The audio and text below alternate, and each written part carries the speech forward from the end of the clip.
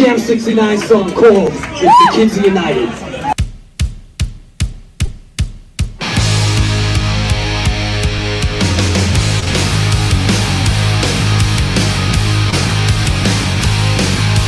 once in my life, I've got something to say.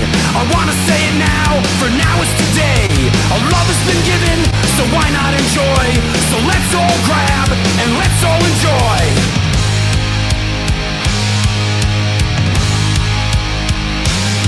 Cause if their kids are united, they will never be divided. If the kids are united, they will never be divided.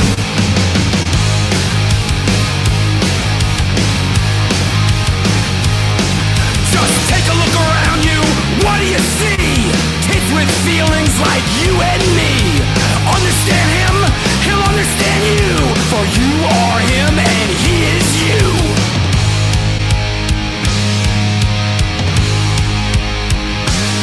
Cause if the kids are united, they will never be divided. If the kids are united, they will never be divided.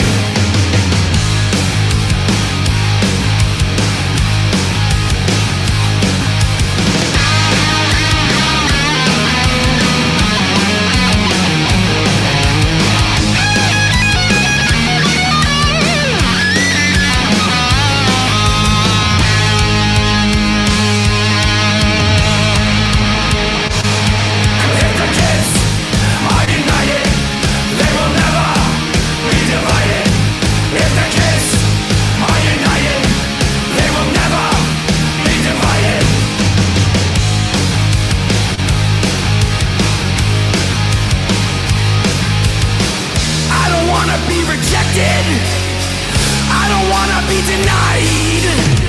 Then it's not my misfortune that I've opened up your eyes.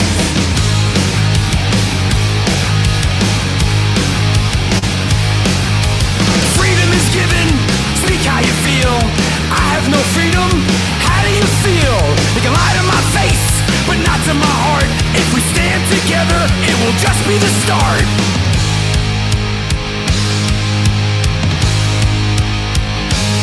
Cause if the kids are united, they will never be divided. If the kids are united, they will never be divided. Cause if the kids are united, they will never be divided. If the kids are united, they will never be divided.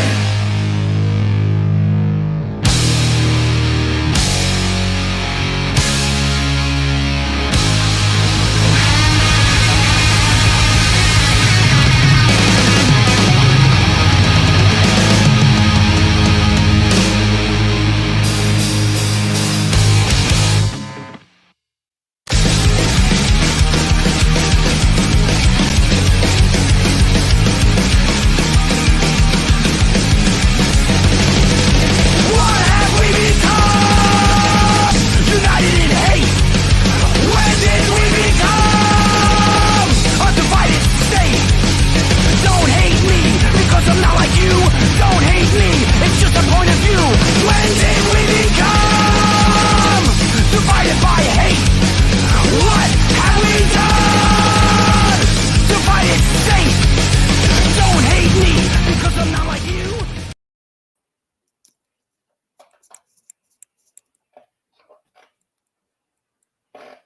It's good to see ya. Hope everybody's behaving themselves. This is the New York Hardcore Chronicles Live. Got a good feeling about today's show. Come on now. We are sponsored by New York Hardcore Comics, The Organic Grill, the Texas Silver Rush, Chain Reaction Records and Skateboards, DTFM Vinyl Distro, Chacho's Tacos, and Generation Records. What's going on? Aaron Black in Bristol, England. Come on now. Good. What's up, Scott? Hope you're well, buddy. Lori Dawn. Hope you're well. Montreal in the house. Love Montreal. It's like a European city. Love Montreal. I called off today. You called. What did you call off, Julia? I called off. Well, I'm calling on. It's on. Yeah. What's up? Connecticut in the house. What's happening, Ray? Yeah. What's up, Maurizio? Sorry. I'm still buzzing from Sunday, man. It was an incredible show. Queens, come on, Lenny. What's up? All right. What's up with this guy? Are you frozen yet? What's up? Are you frozen? Not yet. Not yet. As soon as you freeze, you're out, bro. Hey, Jorge, what's happening, buddy? Hope you're feeling all right. What's going on? You got your aggros? You got your aggros hat on? You representing? Yeah, keeping the head warm today. Good. Paris came down to the show on Sunday. Yeah, that was pretty cool. I got to tell you, what a night that was. Was it a night? Wasn't it a day? It was a good night. Everybody brought their A game that night. All right, let's do photo of the day. All right, let's do it. And I think, we're kind of already talking about it, And yep. So let's chop it up. Photo of the day. There you go. Boom. Photo of the day. I think that sums it up nicely. Yep. Anybody know what this is? All right. The hint is the. Yeah, the hint is the. We are the. Actually, there's a band called the. So, Does anyone know what this is? Is it the Iron Maiden Chronicles? Chucky says, "What a What's show!" up, Ray Hogan? Yes. Wow, Sunday. Is it The Godfather? If we're giving wrong answers, it's some sort of Italian guy who makes pizza on vocals. It's The Big Man. Great matinee. Is it The Repeat Offenders? Says Larry from Larry the Hunter from Kings Never Die. Todd Howell, is it The Give? It's The Give and the Take. That's good. I like that. Is it Luigi? All right. Here's another one from that day. Right? Here's another one. Boom. Bim scala bim. Boom. Yeah. All right. That's some hardcore winter wear right there. Yep. Yeah, he definitely had it going on. Yep. Yeah, it was great. Happy birthday, Vinny, Rosie. Rosie, where were you? What's the matter, Rosie? You don't come to the shows anymore? Yes, it is the non-residents, right? Yes. They're Yep. Chile's finest right there. You have successfully frozen. I have? Fuck. Yes, and our new thing is to make the same face Steven makes when he freezes. All right? Sign back on. Yeah, that's what we do. Oh, Rosie, you're in England. All right, that's an okay excuse. This is, you see. All right. It's a tough world over here, Listen. I didn't freeze last week during the LL Cool J thing. Yeah, all right. So here's another one. And you know what? We're going to bring Rat Bones on too in a second. But here's another one. And yeah, this is the matinee from Sunday. And listen, I've done a lot of these. And I want to say that Sunday was once in a while, you hit an upper deck home run. And Sunday was one of the great ones. It really was. It was just a positive vibe the whole way. And just such a blast. It really was a great one. Yep. Yeah, Lenny's playing the next one. And you know what's really great about these shows too is like this is a mother-daughter combo here, and they, that's what's so great about the shows is all kinds of people show up. It's an all ages show. Parents come with their kids. A lot of people came out of the woodwork for this Yep. one. Let me see. Yeah, here's a couple other troublemakers that showed up. Right? Oh yeah, those two. Yep. That's one of my favorite AF lineups right there. Yeah, right? Yeah, Brian, it was awesome. It was great. It's great to see John Watson. Great to see. Yo, John Watson, Paris Mayhew, Eddie Sutton. Yeah, holy crap. Rob Kabula, Talk about an all-stars right there. Dan Nastasi, it was awesome. We doing it right. I can't wait for the next one. I can't wait for the Fahrenheit show, Yeah, I got to shout out this dude a little bit too. This dude gets a bit of a shout out. Masato, who does the banners, man. That's a beautiful. He does such beautiful work, this guy.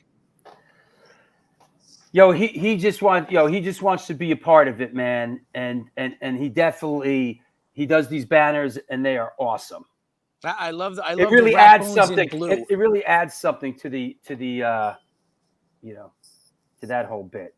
Eventually, we'll have to do like an exhibition of all the shows. Yeah, might have to do that. Yep. Yeah, you missed a good one, bro. Yep. What does he do with the banners when the show is over? He keeps them, bro. It's like he keeps them. You don't give them up. Yeah. And like, these cost money. I pay for these, and he keeps them. But listen, these shows are incredible, And then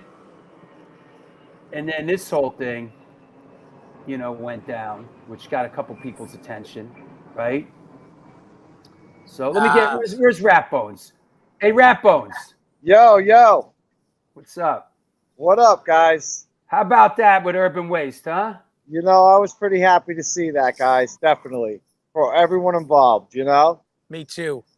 I had a great time Sunday, man. Sunday was, like one of those ones, It was magic, man.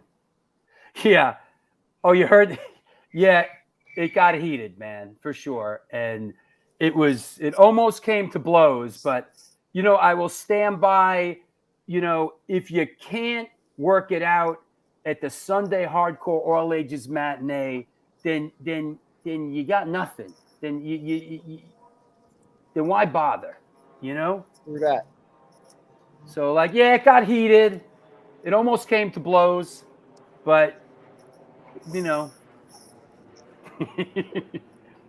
and I'm sure it's not over, but at least there was some movement, So you gotta, in the spirit of things, you gotta work it out. No doubt. So that's right. Yep. So there's that part of it. I think that's. Yeah, at the end of the day, it was all love. Steven froze. You got to play the game.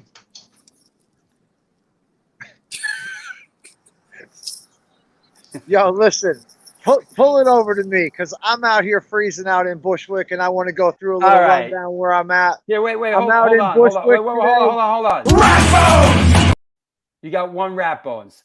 Go ahead. Right, one big Rat Bones. Look, I'm out at Bushwick today. I'm at second time around collectibles.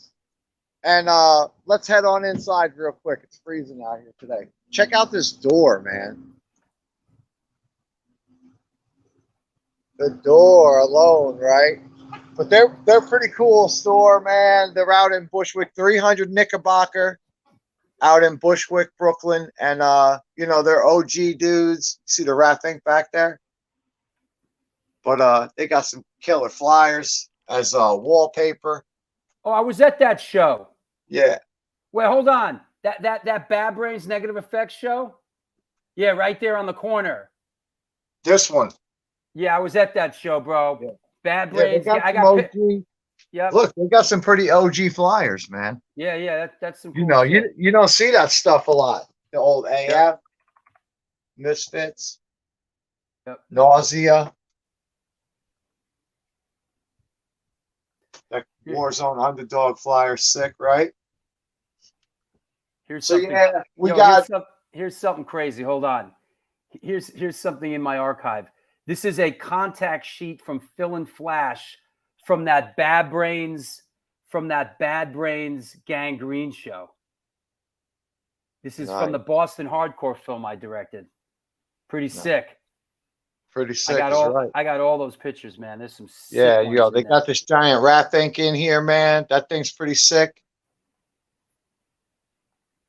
Yep. They got some comics. They got some toys going.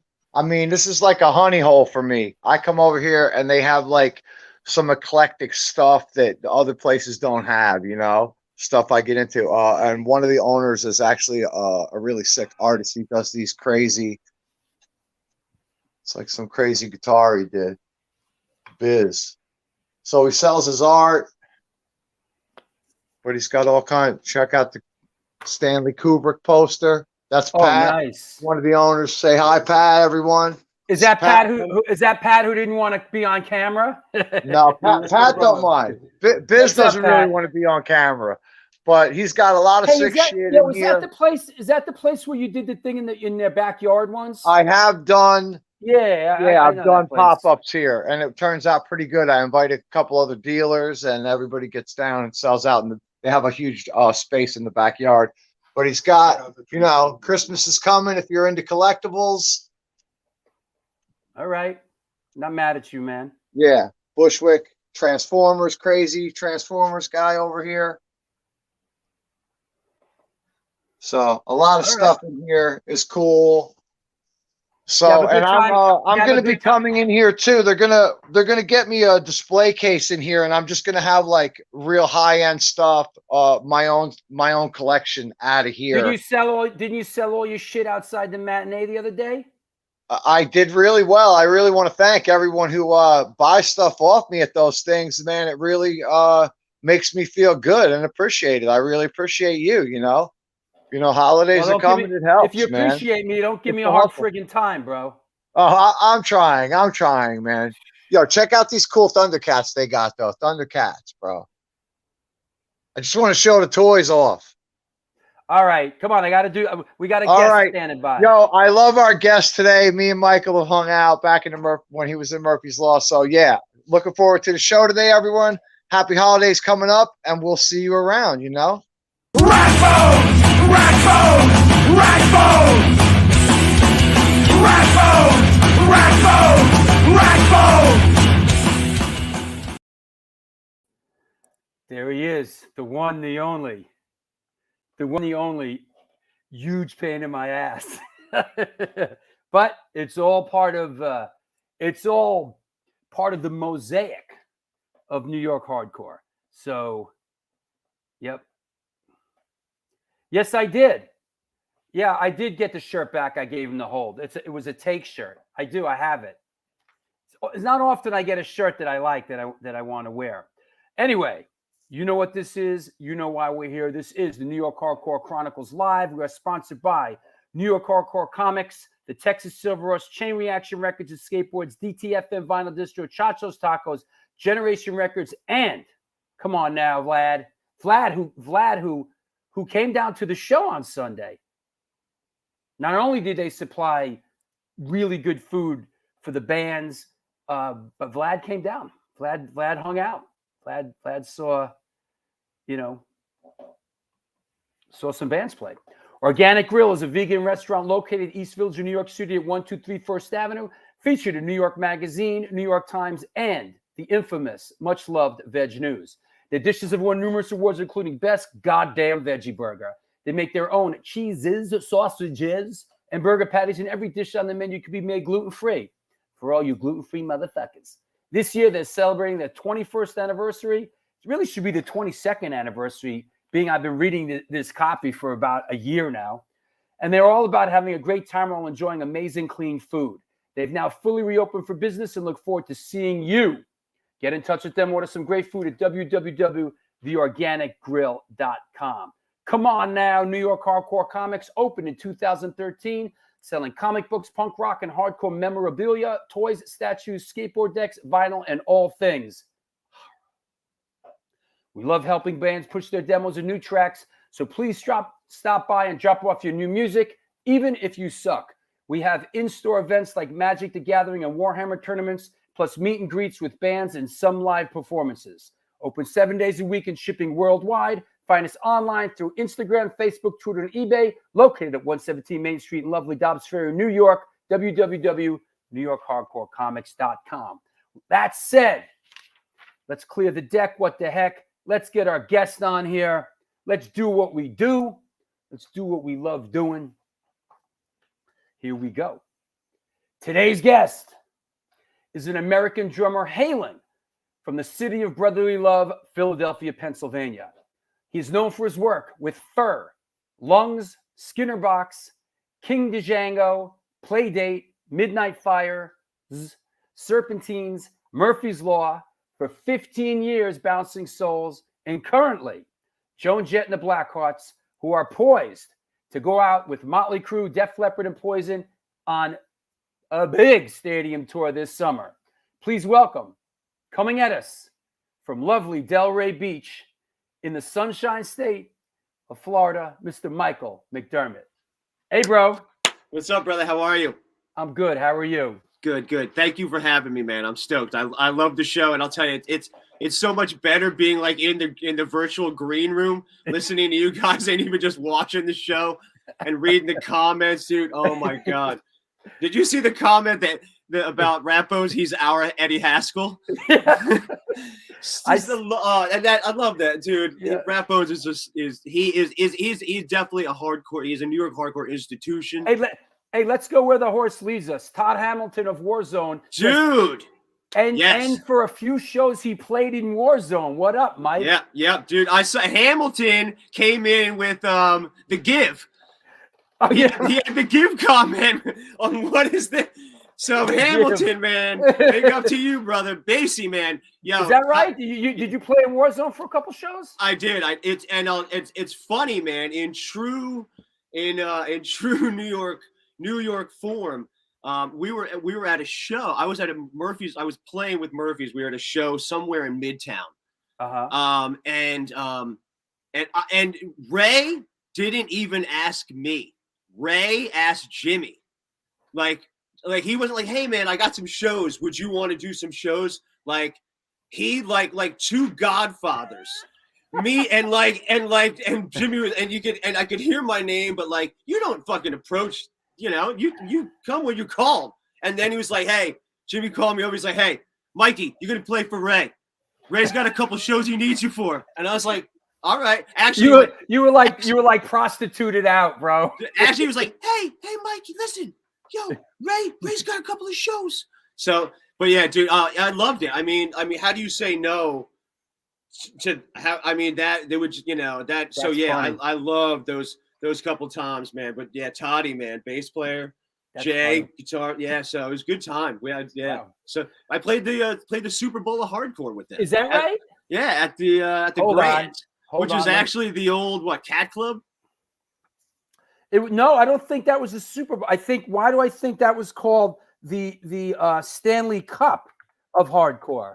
It might have been. Maybe. Hold on. But we're talking like 94. So say something like that. Oh no, this isn't it. No. Okay, no, I thought maybe it was this, but Warzone's not on this. Hold on. I thought maybe it was this. This is the Stanley Cup of hardcore. Oh, oh, dude. How awesome is that? But no, that's not. You guys aren't on that. Warzone's not on that. No. Was it at the Ritz, the old Ritz? It was at the Grand. Oh. Which I guess was that was the old Cat Club, right? No, the Grand's the Grand is the old Cat Club. Yeah, 13th. Yeah, we're in 13th. Yeah, it was cool. That was a good time, man. Yeah, for sure. Yeah, Todd Hamilton. It was the Super Bowl. Yeah.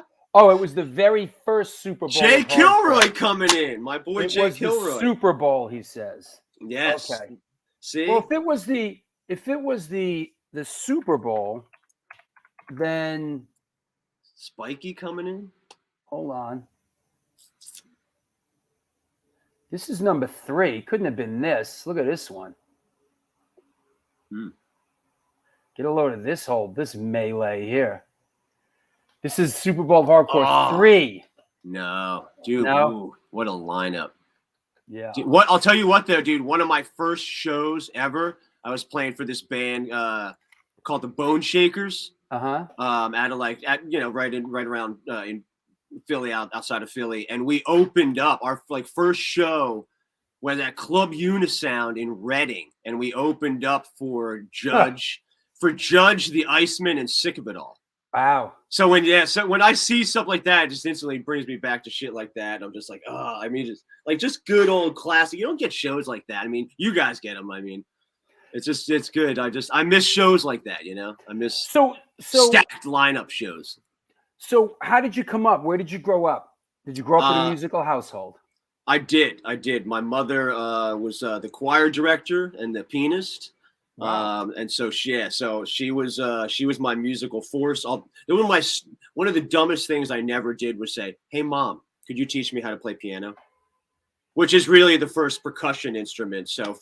But she was super cool. I mean, being a drummer, both my folks, like, you know, you realize early on, or your dad learns early on, he's like, I don't want to bring these drums all over God's creation. How about it's easier for the guitar player to pick up the guitar and the amp and just walk into my house. So they were super, you know, supportive and encouraging of everybody coming into the house and accepting of all my friends.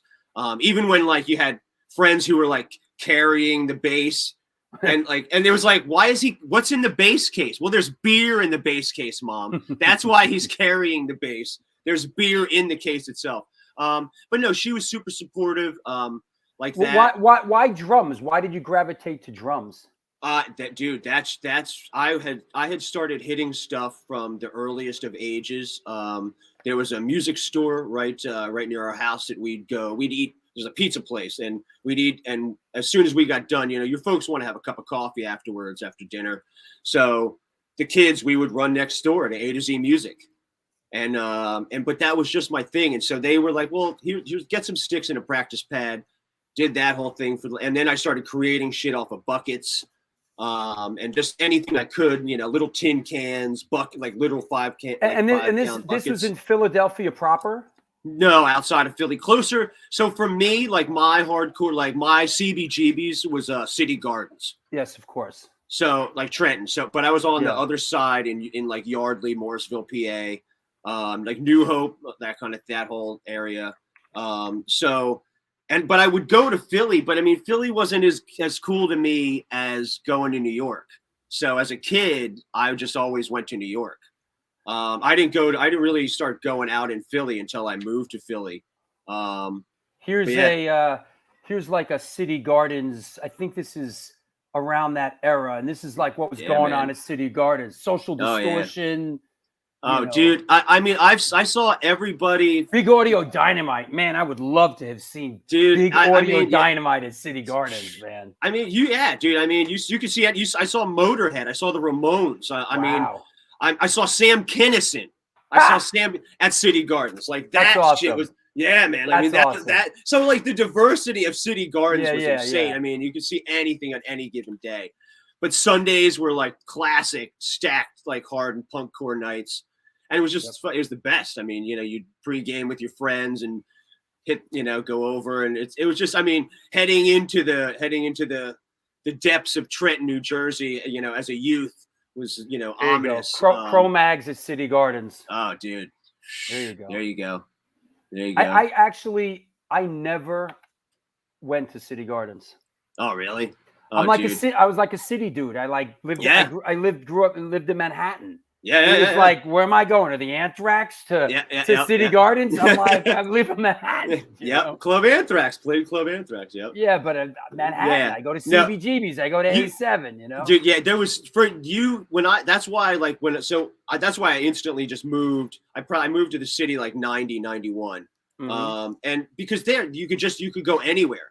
Right. On any given night, you could just pick up the voice and be like, what's happening? What's happening and where do I got to go? And I mean, from CBs to from SOBs, if you wanted reggae or ska or stuff I mean, you could tramps, you could all that stuff. Yeah. I mean, it was just such a great place. I mean, even down to if you were trying to cut your teeth, like Space and Chase, the Continental, I mean, places where you just wanted to go just cause. There was that era there of late 80s, early 90s where there was so many places. I have a list of shows that I played back then, and I look at it and I'm like, holy, we used to play a couple times a week in New York City. Yeah, a couple times a week. Yeah. Yep. Yeah.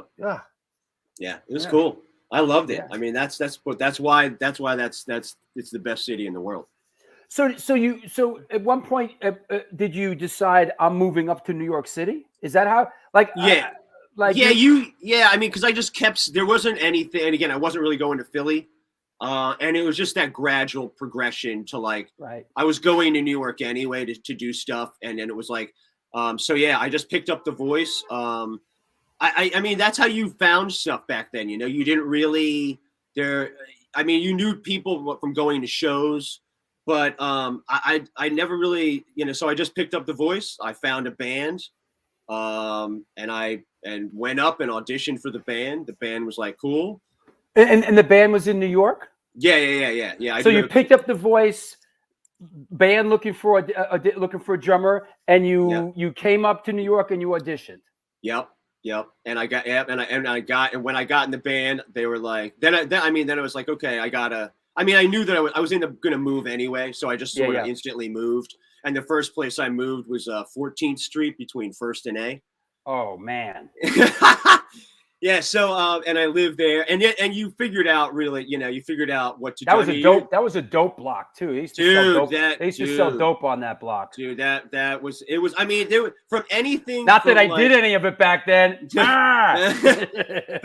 Anything from the cops being you're I think my car got towed, and they're no, or you're stolen, and they're no, it got towed, and you're there's no signs, and they're you don't need, we know where you can park and where you can't park. To we had to put nails in the window depending upon how high you wanted the window to go. Sure. You'd have junkies trying to come in your window at night, but if you put 2 nails in and that shit could only go 5 inches. 14th between First and A, I can totally picture. And everyone with their crap out on the sidewalk. Oh, dude. I mean, when I moved in, when my tailgate went up, you definitely had people what does he got? Instant. And I had nothing, man. I mean, I think I had a little black and white TV. So and I definitely wasn't bringing drum kits up there. So it was easy. And But you said, you mentioned the space. This is, and no one's mentioned this. The Space at Chase was literally around the corner from there. Yeah. And wasn't Nightingale's was right there. Yeah. And these are clubs that really, there was a whole alternate universe going on in those clubs with bands like the Spin Doctors and Blues Traveler. Over at Wetlands and stuff. Yeah, dude. Yeah, for sure. Yeah, we kind of definitely. Lloyd says, "What's up, Mike?" Lloyd Holly. Wait, where are we? Oh, Lloyd Holly, great guitar player. I played with him in the Lungs, actually. Is that right? What's up, Lloyd? Lloyd's in the Netherlands, actually. Yeah. Space at Chase was 13th and 3rd. Yeah, man. Yeah, basically around the corner. Don't bust my chops, Lenny. Right. So you end up in it. What was this band that you ended up in first? Oh, dude, it was it was just a band. It was one of those things, huh? It was a band. It was a band, but it was a band, and we'll leave it at that. Yeah, it was one of those where kind of what you were talking about, where you found yourself playing 3 or 4 times, You know, you were over at like you'd play at Space and Chase or something, and then you'd have to play at the Bond Street Cafe. Sure. And then you play at like Brownies or like the what was the underground place? Because we played Woody's or underground place. Give me another clue. Over like on the it was, you had to go underground, but it was like over on the west side. Oh, on 8th Street? I think so, yeah. I think it was just called the Underground. Terry Kennedy's place. What was that place? Hold on. Was it just what was that place on 8th Street? And you had to go down. Terry Kennedy was a promoter. Who remembers? Dude, someone will come up with it. The pool bar? Right, no. right. No. I don't think no. It was oh, I remember. Maybe. No, it was a place on 8th Street that Terry Kennedy had. I think it was called the Underground, man, because we played with well, that makes sense. Yeah, and again, those clubs. I mean, names were changing kind of all the time. Yeah. But yeah, I mean, but it was that where I just sort of started cutting my teeth in like, and there's that, dude, like getting your shit in and out of your car, loading the fuck in and out, how to do it, where you're like that shit, like you have to fucking figure out how to do that. There's a lot of kids who don't know how to do a lot of that shit today. No, it wasn't the Lone Star Roadhouse. That was something. Lone Star Roadhouse. That was a good one, though. Oh man. But yeah, it's just that you figured out how to get your shit around. And then from there, I was, I moved up through some bands, and I was playing with a band, and we were at what was it? Was it Unisound that we were talking about the other day? Yeah. Over on 30th? Yeah. And so I was at Unisound. No, Ultrasound. Ultrasound, yeah. That's it. Ultrasound rehearsal studios. Yeah. In the building that had like 30 rehearsals places in it. Yeah. And but so I was in there, and Todd and Chuck had just started Shining Time. Ooh. And so I kind of got poached from the band, from that, and so I started doing. So first, you threw your hat in. So you were playing with Chuck and Todd Youth in Shining Time, and then you got poached for Murphy's Law from there. Yeah. Oh, I thought Murphy's Law came first. No. I was fully. This is a band that we don't discuss much. It's kind of lost in the shifting sands of time. A band called Shining Time Station, which was you, Todd Youth, Chuck on bass, and Eric from Eric used to play drums in Hell's Kitchen. Yeah, Crip. Eric Crip. Yeah. But so he so I started doing that, and then those two dudes, right, like alone, like before I even go any further, like probably one of my favorite bass players and guitar players.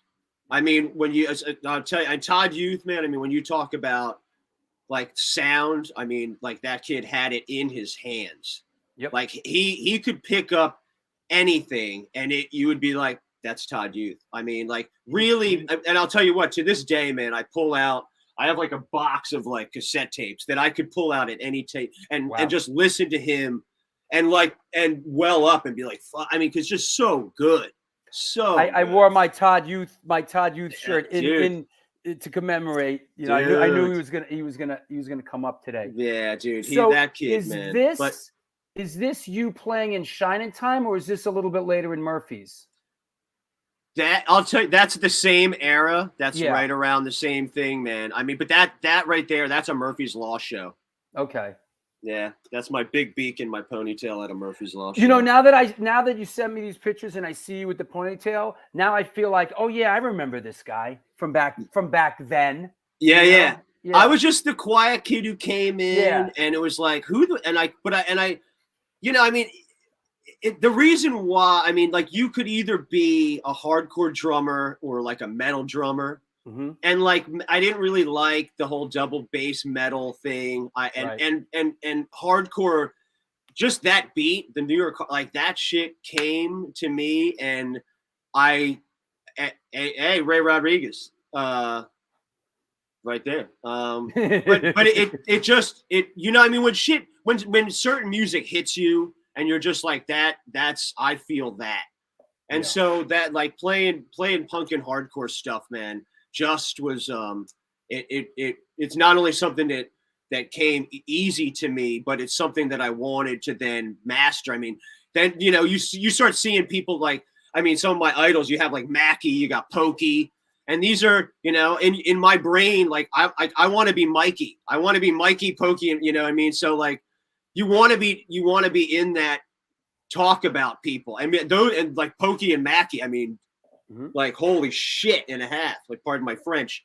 But so you just, you know, it's that. You just wanted to do that. Is this your standard setup here, that the two floor toms like that? No, man. What that is was that? that actually that was 10. That's 12, 13, 16, 10. Yeah. Yeah. Well, what's the 10? What's because the 10 was the timbali for like back with a bong and shit like that. Like you know, bong song. Anything that needed like a timbali-esque thing, that's the 10. I see. The 10 tuned up real tight, right? Yeah. Because I needed that thing for some of that shit, you know. Right. You know, so it was cool, man. But yeah, it was funny, man. It was, I definitely, I was a kid who came in with too many cymbals, which I probably still use too many cymbals. And like Jimmy would just come in and like take stands and be like, nope, you don't need this. Like that's one too many. Oh man. Right this there, man. This is a great shot here, and I reckon is that Jack Flanagan in the back, dude? You got Jack Flanagan. Chuck on the right, Jack Flanagan, Jimmy. You got Chuck. You got Chuck, Jack Flanagan, and Steve Poss. Wow. Steve Poss down in the left, bottom left. Wow. Yeah, dude. And is that Russ in the front? Yeah, man. Sauce is right in the front, giving the shaka. So was this lineup? You on drums, Jimmy, Jack Flanagan on guitar, Russ on. Was Russ playing bass, or no? Chuck must have been playing. Chuck bass. was on bass. This was right. Todd was. We were in. This is obviously Murphy's, but Todd had gone out to try out for the Chili Peppers. Right. So Jack's, you know, Jack obviously longtime manager, rest in peace. And wicked MFer on guitar with the Mob, and so it was like an easy like get Jack to play on guitar, like, you know, it's easy. So so Jack. Could you imagine if Todd Youth would have gotten in the friggin' Chili Peppers, dude? That would have been crazy. Yeah, right. That was crazy. When we were playing, man, and he was like, hey. Anthony called me, right? Hamilton, Martin Vaughn Reynolds. Is that right? Vaughn is, see the jean jacket right underneath Todd or underneath Chuck? Yes. And Vaughn, and a side note for Martin Vaughn Reynolds, Golden Gloves champion. What? Yeah, man. Yeah, dude. Wow. Yeah, dude. Don't mess with Vaughn. And yes, Ray, that Jack Flanagan is wearing a Ranger cap. I believe he was a Ranger fan. Yes. Yep. For sure. Yeah. Yeah. Is this on tour somewhere? Would you remember something like that? Yeah, that is. It's not it ain't New York. No, you know what, dude? That is at it's in like Rhode Island. There's some weird amusement park, and it might not even be there now. It's probably one of those like C-rated amusement parks that's like closed down. But that's where and I'll tell you what, man, like it was definitely like family. There's a beer garden, but when we played, even the characters were like, oh my God, what's happening? Like parents were like, don't listen to him, little Ricky. I mean, like, you know, because Jimmy is Jimmy. So he's climbing through shit, jumping in fountains. Like, I mean, like, you know, I mean, it's like having Jimmy like on that like center stage in the middle of like Six Flags or something. Like Murphy's Law is not the band that you play that comes on like at like family fun time park. But this was like kind of family fun time park. You just reminded me of something about Murphy's Law. And I don't know if you were in a band at the time, but didn't they used to go Rocky Point Amusement Park? That was it. Oh wow. There you go. Rocky Point. He said I was there. I saw 3 bouncers quit on the spot. Dude, because that shit was nuts, man. Wait, did you actually play the Rocky Point amusement park? Yes, dude, that's inside the Rocky Point amusement park, and we played like the stage where you'd have like nice family band play with the. I mean, but that's where like it was definitely like getting booked at the Lenny says. place. Lenny says that's the type of amusement park you go with 3 kids and you come home with 2. That's it, Lenny, for sure. 'Cause that's what I'm saying, man. It's like that shit was like it was Brett like a says C craziest show. He said Brett says craziest show I've ever seen. Dude, yeah, it was nuts, dude. I mean, and it was at an amusement park, like a family-friendly place, so it was like even more. Wow, that's funny. Here's interesting from Paul. He says, I have pics of Michael with Murphy's Law playing the chants at Poughkeepsie in December of '93. A punk rock chick pierced her private parts with a safety pin backstage. And then he posted, he just posted, I just noticed that the show at the Chance was 12/8/93, 28 years ago today. Damn, dude, that's true, dude. All of that happened. That was the nastiest thing any of us had ever seen. Just like took her skirt and went whoop, blank, and you're like but I mean, on the spot, like everybody, like punk rock chicks don't do shit like that anymore. No, man, that's the kind of shit you miss. Really, do. Or maybe maybe I'm a little older now. Maybe there's a contingent of like punk rock kids that are doing shit like that. So you did go into the studio and you played on this, correct? Yep. That was the first thing I did with Murphy's. Cool. Yep. Yeah, dude. Yeah. And then Todd and I wrote like a lot of Dedicated. Yeah. Is I got stuff. I'm not claiming anything at all. I'm saying like when Todd, because Todd's really all Todd. But when Todd and I were, I mean, I was in so many bands with Todd. Like Todd would be like, we're gonna form a band. It's called Pimp Stick. And so we would go to the music building every day and write music for a thing. And so weren't you in Larva with Todd too? Yeah.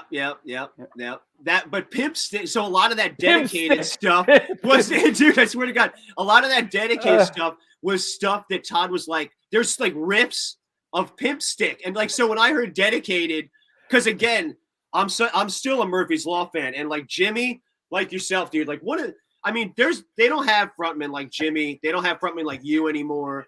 Like, I mean, Jimmy, like probably one of the best frontmen ever. Like him, Angelo, but Angelo more like on the next level of frontman. Yeah. Well, Jimmy's unique, dude. Yeah. Oof, man. And so, but yeah, it was yeah, pretty interesting. Yeah, he's amazing. Was this? I mean, was this your first time in the recording studio? Probably not, right? No. I had done some stuff. I mean, nothing to this level. But yeah. Just out of curiosity, what was the lineup for this record? Was it? Did Phil Caivano play bass on this? No. This was what the picture was. This was like me. Me, Chuck, Jack, and Jimmy, and then you had King Django and Danny Doolin from Skinnerbox doing horns. Got it. Yep. And my girlfriend at the time, Donna from the Cycle Sluts from Hell, she is that right? Yeah, she did that. Yeah, she did. Yeah, we lived together for a while out in Astoria, and but she did that record cover. She did. Oh. Yeah. No shit. Yeah, man. Yeah. And then she started doing drum heads for me. Oh wow. Yeah. So that was cool, man. Yeah, I got another one up on the wall. But yeah, man, so she was my like resident artist when she was doing drum heads. So Jimmy, we were like, let's get her to do the cover of the record. Yeah, so that was cool. It worked out. So it definitely worked out. So what part like do you sort of I mean, Todd goes and you're doing at the same time, right? Chinatown Station, Larva, this and that. At what point do you kind of transition, onto other things, which I assume was like Fur and Lungs and eventually Skinnerbox?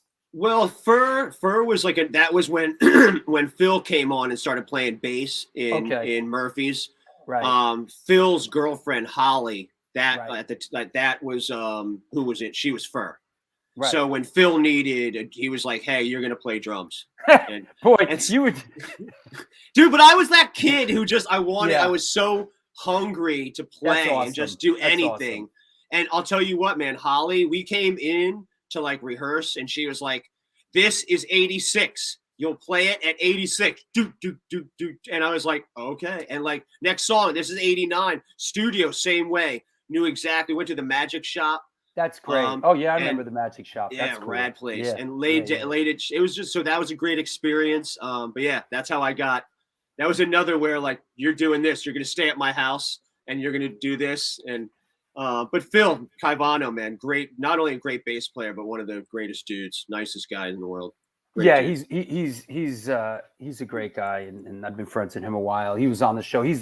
I got to get him back on here. He's great, man. And he's been in Monster Magnet for like a million years now. Oh, forever.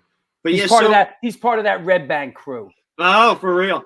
Yeah. But Yep. yeah, but it's kind of like anything. You start to. I was in Murphy's long enough that I sort of felt like I wanted it. That I felt like I was living under somebody else's identity, Sure. you know, and live. And I wanted to sort Sure. of try to create my own identity, Yeah. which was funny because then we were on tour in Europe, and Stigma was my roommate, and so he was. He would always Was Stigma. Wait, Stigma was on tour with Murphy's Law. Yeah, Stigma just came over to just sort of hang out with Jimmy. He collected pint glasses. So everywhere we had like you know, like awesome, like how they used to have nice big pint glasses, Yeah. or big like steins and stuff. And wherever we went, and then he'd come back to the bus and be like, hey kid, wrap this up. I gotta He still has them in his house. I've seen them. Probably. And so he'd wrap No, he them has up. them. They're all in his house on the shelf up in the kitchen. Dude, yeah, he brought so much. Everywhere we went, he wrapped up shit and took it home. So he was my roommate, and he was kind of like, I can't believe, kid, you're leaving Murphy, stupid. I can't believe you're leaving, and like, but I just, I guess they got it to a degree too, where it was like, I just wanted to sort of do some other stuff, which again, in hindsight's 2020, man, I would have stayed in Murphy's Law. But it sounds like it's all part of the journey that brought you, no, for sure, brought you to where,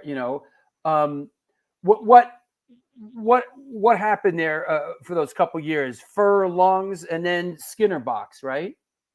Well, yeah, Lungs was because Lungs was collapsing Lungs, and they had opened up for Murphy's Law.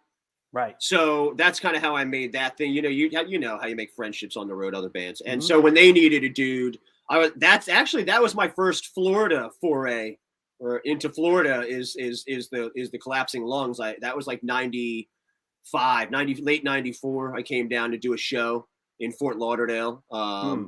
And they were on Atlantic Records, and that Collapsing Lungs was out of Florida.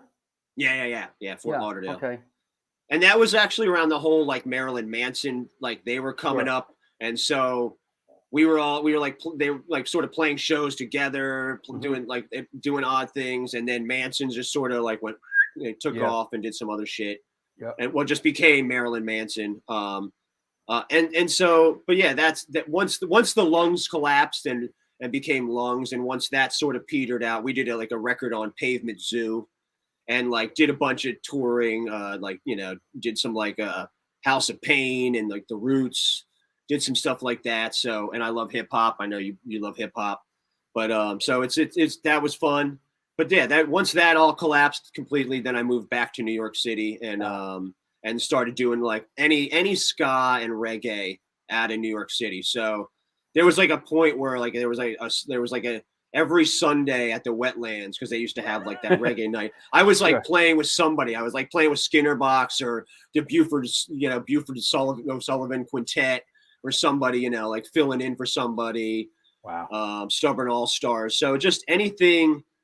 Is that right? Joe Frank says, I just realized Mike played it in Mephistopheles. Yep. Damn, bro. Boy, you did the friggin' tour, man. Dude, I've literally played with everybody, like, but all the good people, like, like when there's all these people that have these like crazy, I play with Boston or they're Queen and I'm like, I love like when you're like, who have you played with? And you're like Murphy's Law. And like, and if you get it, you get it. And like, I would rather you, if you don't know, that's good. I'd rather, because that's sort of, that sort of keeps it in our little, kind of our little secrets still. I don't know. I mean, nobody ever really wants to let them, what you love go. But, well, it's interesting if as a music historian, kind of a music archaeologist, sort of looking at the thread here, and like you said, you played with a lot of these type of bands, and sort of Skinner Box leads to King Django. Am I pronouncing that right? Django? King Django, yeah. King Django. Yeah. And then I assume just from playing and doing gigs, eventually sort of the Bouncing Souls things comes up, right? Actually, it was funny. I was I was in Mephistopheles at the time, right? And we opened up for the Souls and H2O at the Troc in Philly. Oh wow! And unbeknownst to me, that was Shal's the old drummer, the Bouncing Souls, Shal Kichi. But that was his last night. Really actually having just his own problems. They were having problems. Not to go any further, but it was literally, and you could sort of see, you're like, wow, this is crazy. Like, but for me, it was more, you couldn't really see, I didn't know that. I just saw, 1,500 kids going ape shit. And at the Troc, was that who was headlining something like that? The Souls were headlining. The Souls were headlining. Yeah. Okay. Yeah, it was like whatever the lineup was, and then it was like Mephistopheles, H2O. I get it. I get it now. Okay. But those dudes were on tour, and I don't know if on tour they were flip flopping. Sure. All, you know what I mean? But that was the night that the Souls headlined. The Souls got big kind of fast, man. They sort of kind of got up to that next level, pretty quick, man. Yeah, it was. Yeah, I mean, I'll tell you what though, I was not. Pardon me. I wasn't necessarily like a fan of the Souls, and it was honestly, to be prudish, it was it was the drumming. Pardon me. Okay. And again, not to be a snob, but like I love like Mackie, I love Pokey, I love dude like Bonham, I love dudes, and Shal he just wasn't in my he wasn't in my wheelhouse of stuff that I like. He wasn't D.H. Peligro, he wasn't Stevenson, he wasn't and so it was cool, but it just was, so I wasn't necessarily a fan. So when so they cut to, I'm like painting. It was like at night, and I was like painting somewhere. And I get a call from my friend Dave Hahn, who's the guitar player of Mephistopheles at the time. And he was like, hey man, the Bouncing Souls are looking for a drummer. And in the Village Voice, this is still the Village Voice shit, dude. Oh, they advertised in the Voice? Dude. That's awesome. And so they left a number and I called. And they said they got the best. Because we had a space in Dumbo when Dumbo was like, Dumbo then there was still like roaming dogs and shit down there. Like, you talking about that building that was like right under where the bridge is, that one warehouse building? Yeah. Yeah, Biohazard had a room in there too, man. That place was gnarly, bro. Yeah. When we went in, we went underneath, and like Medeski, Martin and Wood, that kind of like jazzy, spacey band, they were in our section as well. But it was nutty. But so I call and I'm like, hey, blah blah blah, I'm Mike from Mephistopheles. But see, there was another Michael from Mephistopheles. There was Mike Reich, the original drummer of Meph. Right. And not to be snobby, but not like when when I spoke to Pete was like, hey, are you the drummer that we just saw, or are you the drummer from the first record? like that was his first question, and I was like, no, I just played with you guys at the Troc, and he went, oh, cool, man. I sat on the stairs and I was watching you. I really liked you. Oh, that's and cool. so yeah, so That's it cool. was super Yeah. and so I went up and tried out for the Souls. Not at that space though. We were over kind of near. God, there was some space over near Katz's. There was like some studios over some underground studio over not like not right by. Tsukasa? That doesn't sound familiar. Yeah. All right. But we went over there. I tried out, and a week later they called me, and I was doing my first shows with the Souls, by like early 2000, early January 2000. And it was, I mean, quite a ride. You were with them for like 15 years, 5 studio records, and Yep. a lot of that you put in a lot of work with them. They were one of those bands, man, that definitely did a lot of road work for sure. Yeah. I mean, you knew that you were going to go on tour for 8 or 9 months a year, 10 months a year. Sure.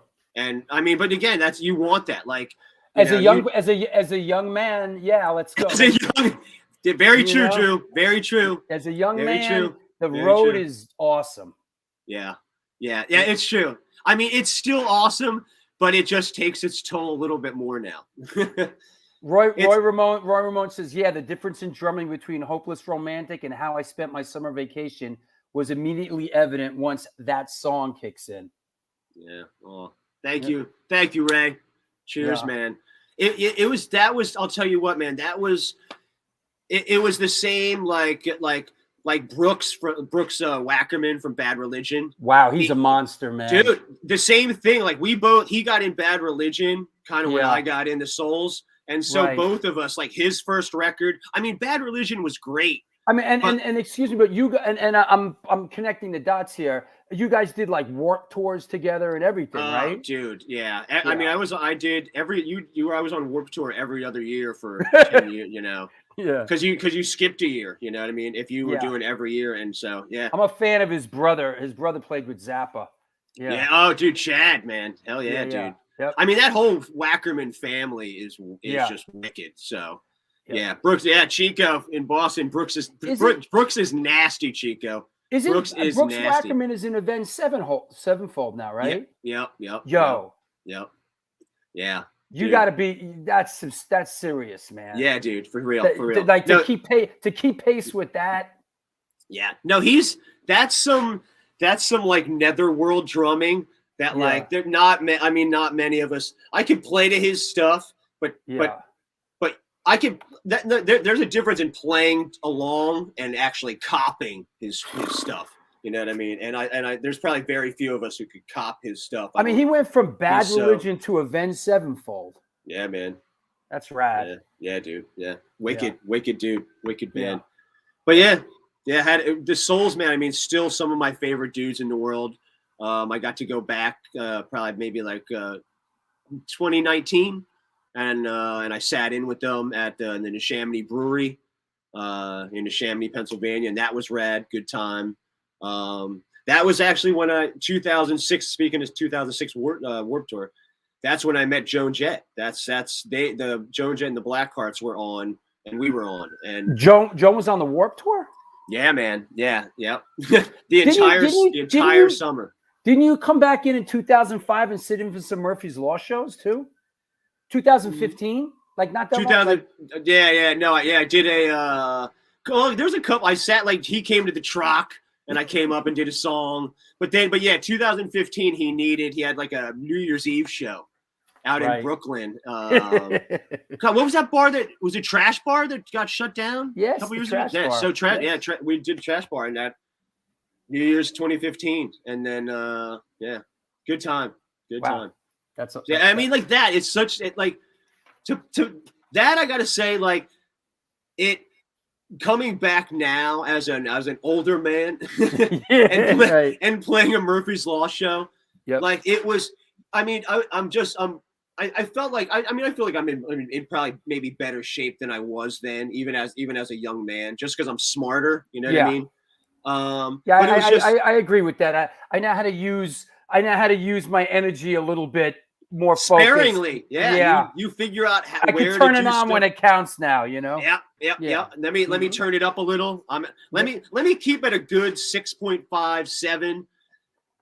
7.5, and then if I got to push it a little bit more, like, but yeah, I as long feel as that way you're- about. I feel that way about singing now. Like I Yep. feel in a lot of ways I'm better than I've ever been because I know how to Yep. use it and when to use it now. Yeah. and and you're smart. Like the day, like Sunday, you did probably all the right things that day with your voice. You're right. By either not right. talking or drinking tea or not having milk or whatever. I mean, a big one for me. I stretched.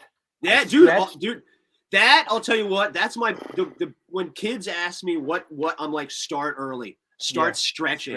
Start doing yoga. Start stretching because your body, man, like it's the most important thing you have. It's your machine, and if it shuts down, you have nothing. I mean, I know we're getting off a little bit off topic, but another big thing for me is sleep, man. I need sleep to function properly. And I can't. I'm not great when I'm not have a lot of sleep and I'm stressed. Yeah, I'm a big napper. I like naps. Yeah. I'm in the napping Hall of Fame. I love naps, dude. You, me, and Winston Churchill. Dude, I love naps, man. I mean, that gets you, and sometimes you just need a little. Sleep is key. I gotta shout out Rich Zola, bro. We love you a lot, Rich. I know your mom just passed away, Rich, and we love you, bro, and you're part of our community. And my heart goes out to you, man. And I hope to see you soon, Rich. We love you, bro. So condolences, my friend. Condolences. Yeah, just so you know. Yeah. Larry says, if I didn't stretch before a show, I'm sore for a week. Yeah. Yep, it's true.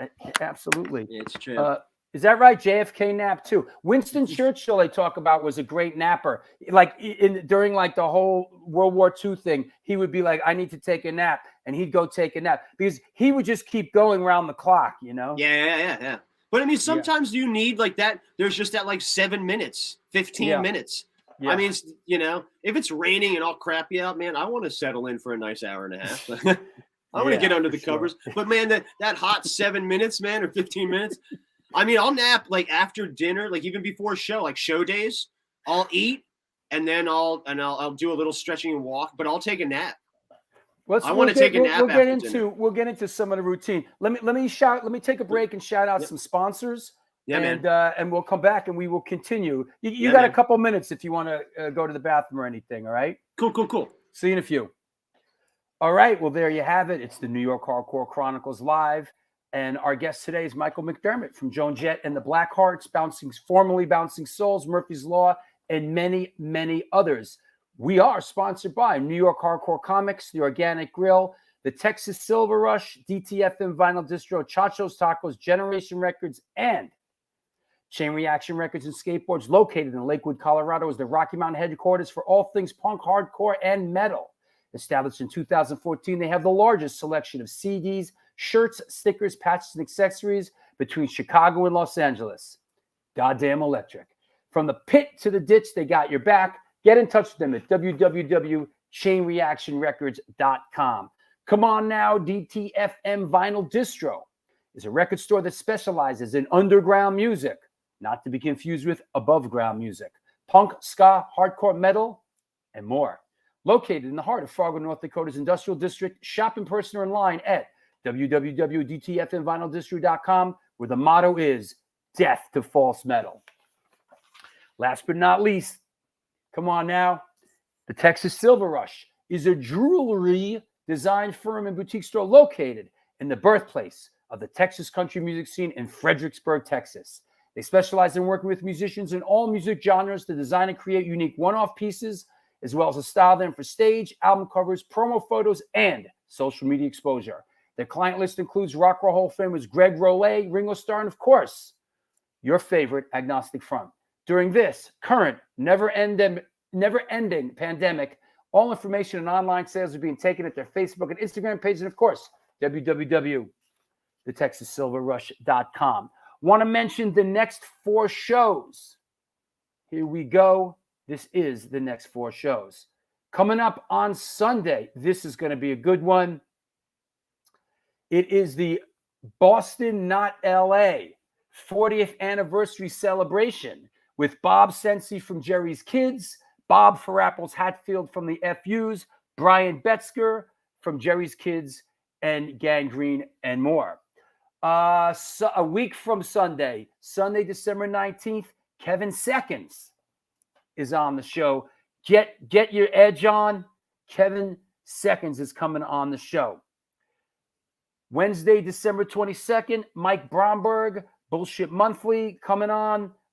Former singer for SFA and for Go. And then the big mashup holiday show is Sunday, December 26th, co-hosted by Hoya Rock from Madball. This is going to be great. We're going to have a whole bunch of guests coming through. It's going to be a blast. So pay attention to that. You know, and I guess I'll wait for later to do that. Also, I want to mention that people have been asking about the second printing of the book. Well, here it is. Take a look. The second printing of the book. It is available. It is shipping out December 18th, which is what, a week from Saturday. It is the second printing of the New York Hardcore Chronicles Volume 1, 1980 to 1989. You can buy it at www.stonefilmsnyc.com. Do it to it. They're all signed and they're all numbered. You know? So get down. Get down, make love. It is a mashup for sure. Was David Lee Roth really a paramedic in New York City after Van Halen? Yes, he was. How's that? Yeah, right. We need some "Come On Now" shirts. You know, I gotta get my merch game a little bit on point. You know, gotta get a little bit. Gotta get that going. Also, I want to mention a couple. What else? Whoa. There's other things. Oh, you know what? How about? Hey, Paul. Oh, you know what? I got to shout out Paul Stokes. Boom. That's how we do it here. Here he comes. Paul Stokes, who was at the show on Sunday, came down and represented.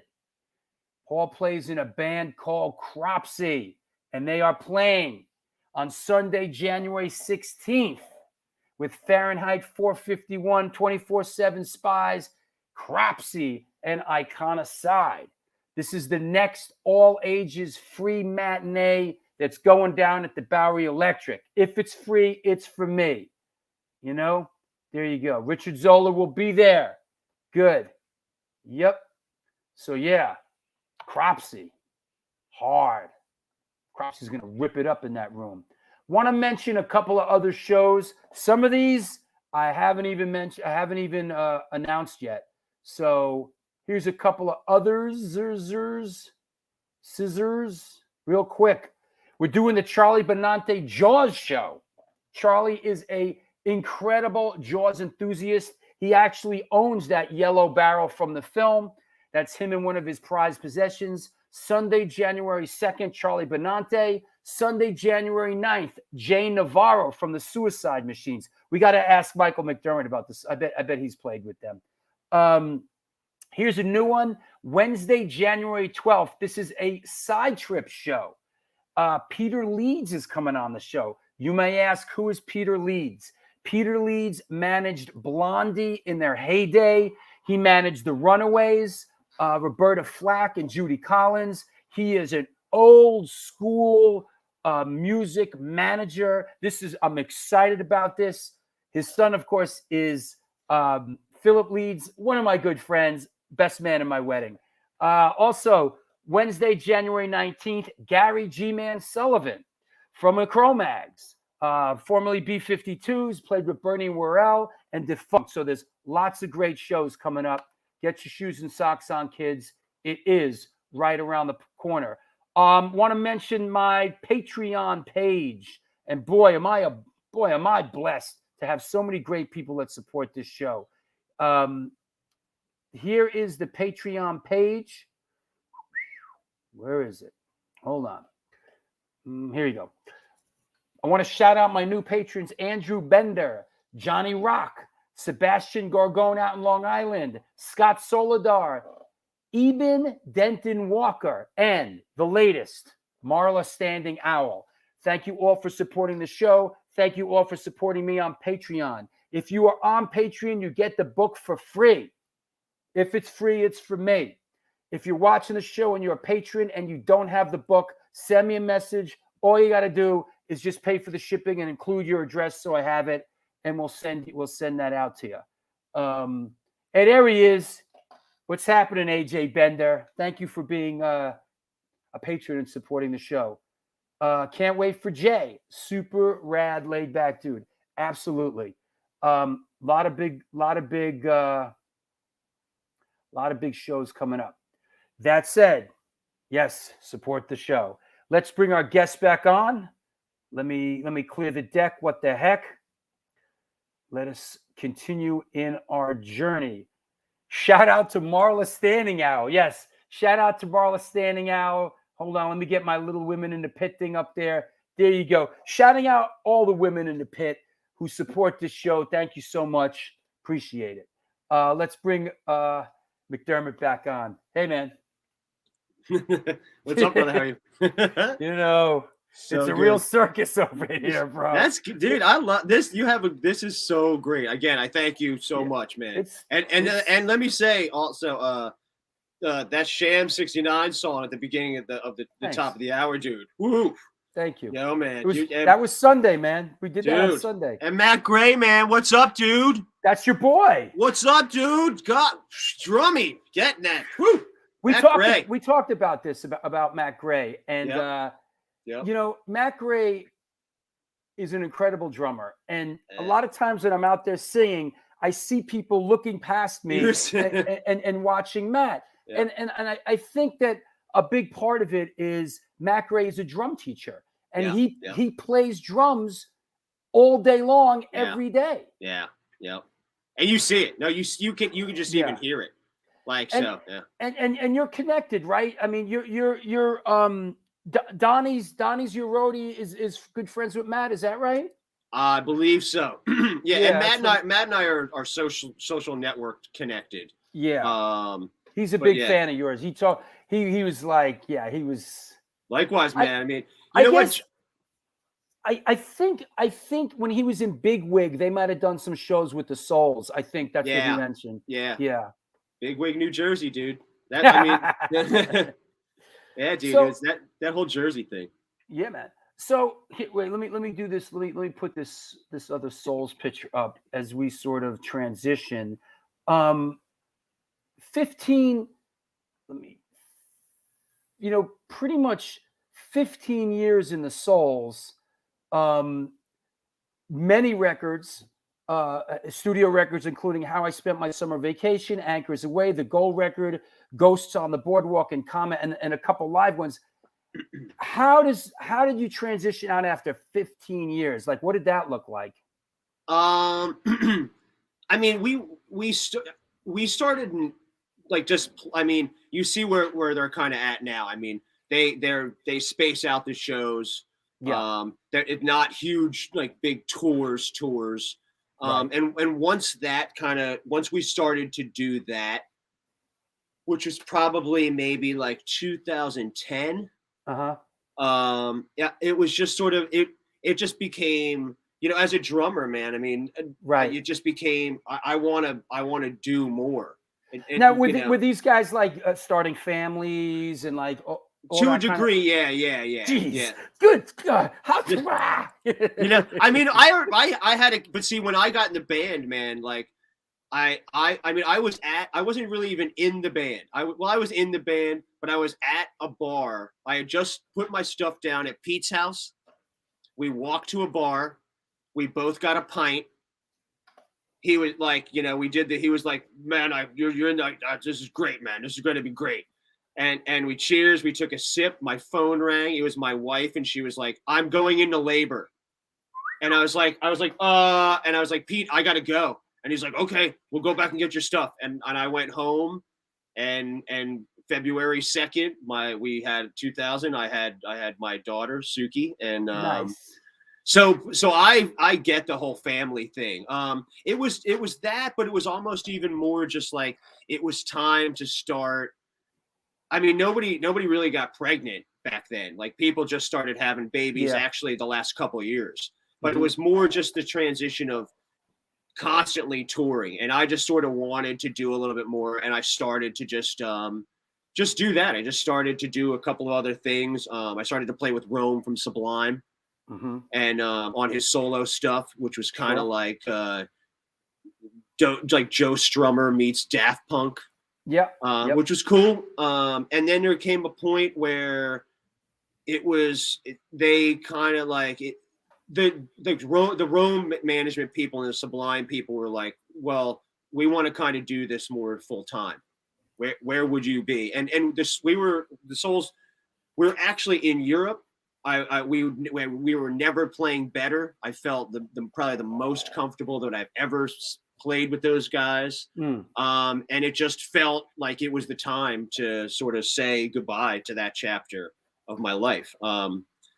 As it was tough. It was weird to be in a meeting and be like, hey, so, I mean, because when you end friendships or relationships, anything is odd.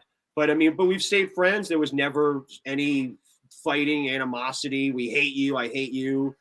I love those guys. They're really probably the three, and everybody around them. Like Kate is great. I mean, everybody is the nicest group of people you could ever want in your life. That band remained the same since you left for the most part? Oh yeah, they got my friend, all of our friends, George Rebello from Hot Water Music. They got him to play drums, and he's been playing drums ever since. Right. So yeah.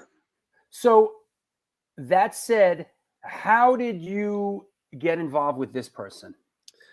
So the other picture you showed, this picture is 2006 Warped Tour.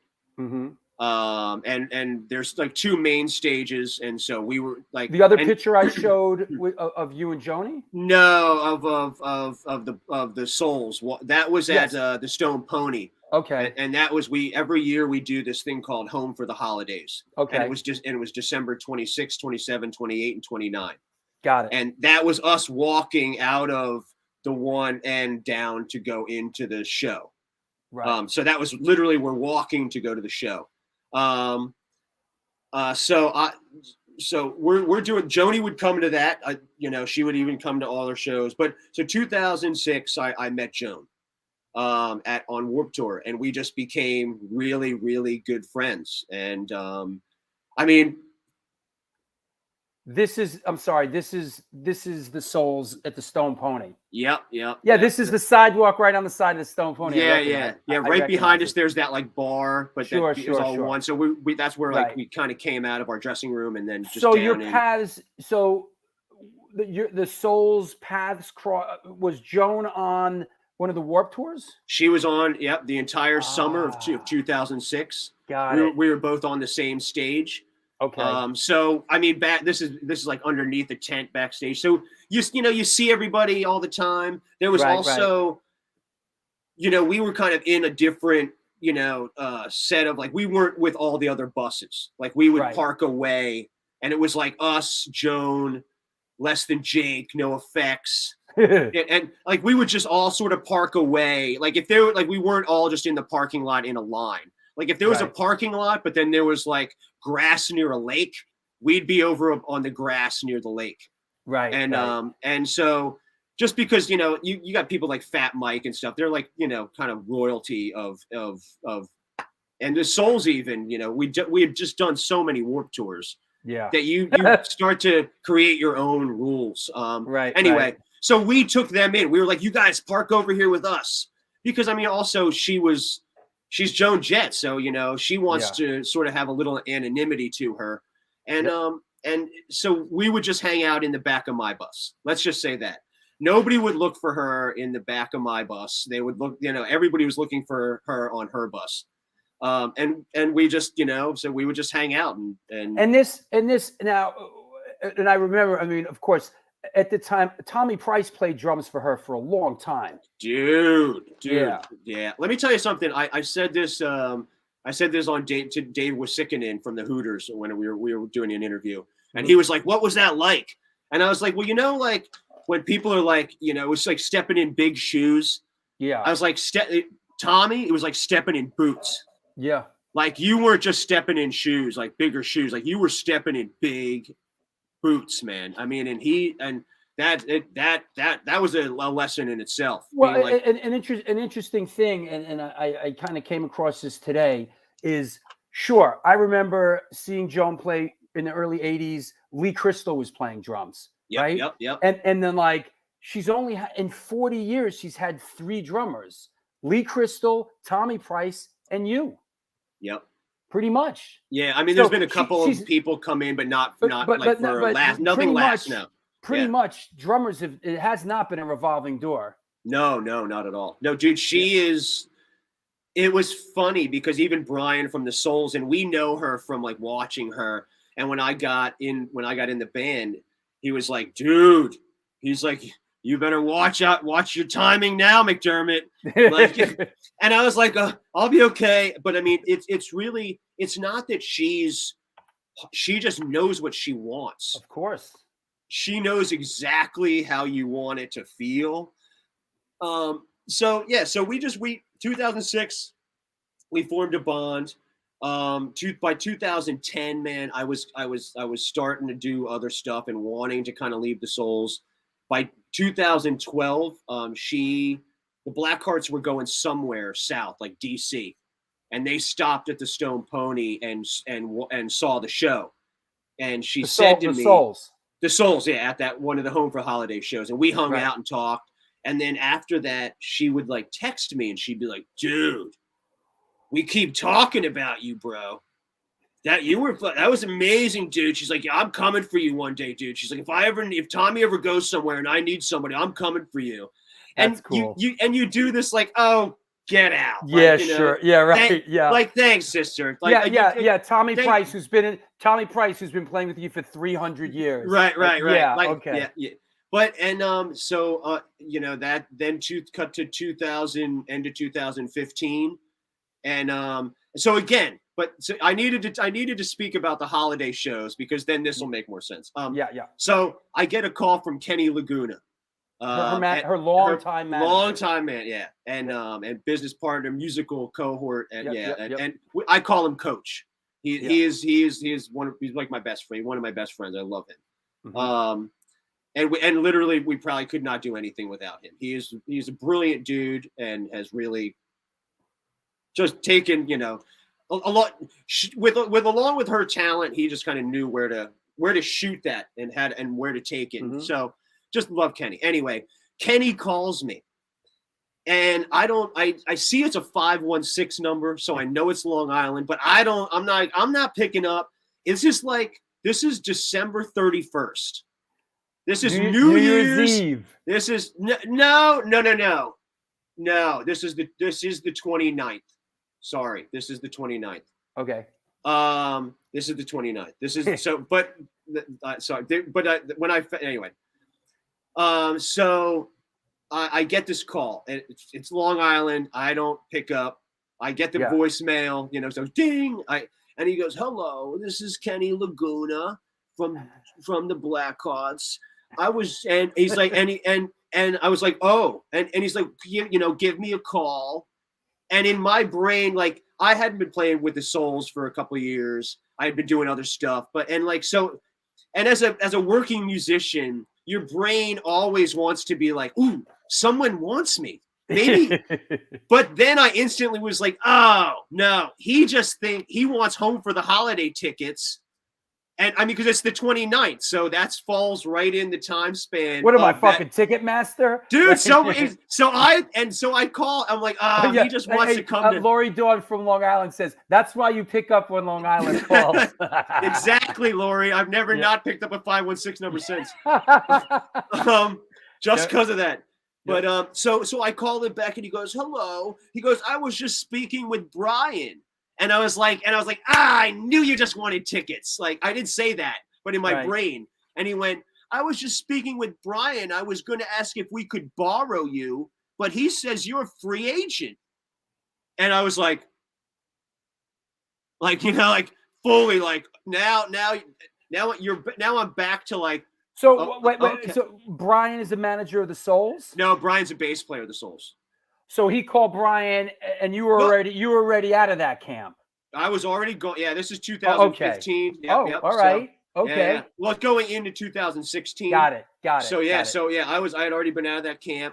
But I thought he just wanted to come to the show. Yeah. And so, but then he, when he was like free agent thing, I was like, oh, okay. And that's when he told me, Tommy had sort of fallen a little ill. If we can give a little. I know it's a family show. Wait, there you go. I know it's a family show, but wait, actually, hold on. I have. But there you go, right there. Wait, I got it right here. Hold on. That means everything. Boom, right there. How's there that? you go. Yep. Yeah, I was going to ask you about this. Is this personal, or is this something you went through, or is this? That's my mom. That's my mom. Yeah, okay. Man. Yeah, we watched them. I mean, we watched her slowly deteriorate for 8 years. Oh man, that's rough, man. I mean, and they could. And again, cancer it's a big business, so they don't really want to cure it. Yeah.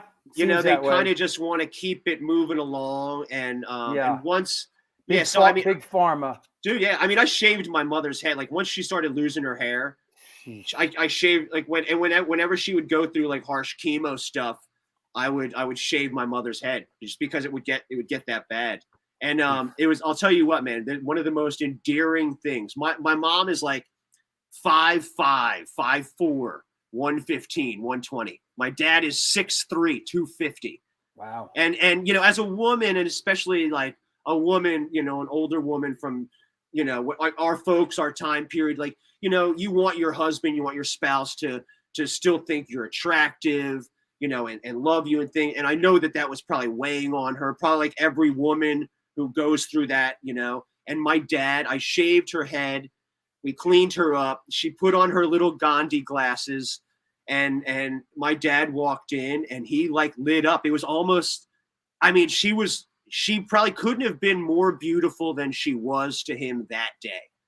And he just scooped her up, and it was like, and it took away all of, probably quelled all of her, oh my God, what will my husband think? I mean, because you already feel kind of gross and ugly in that world.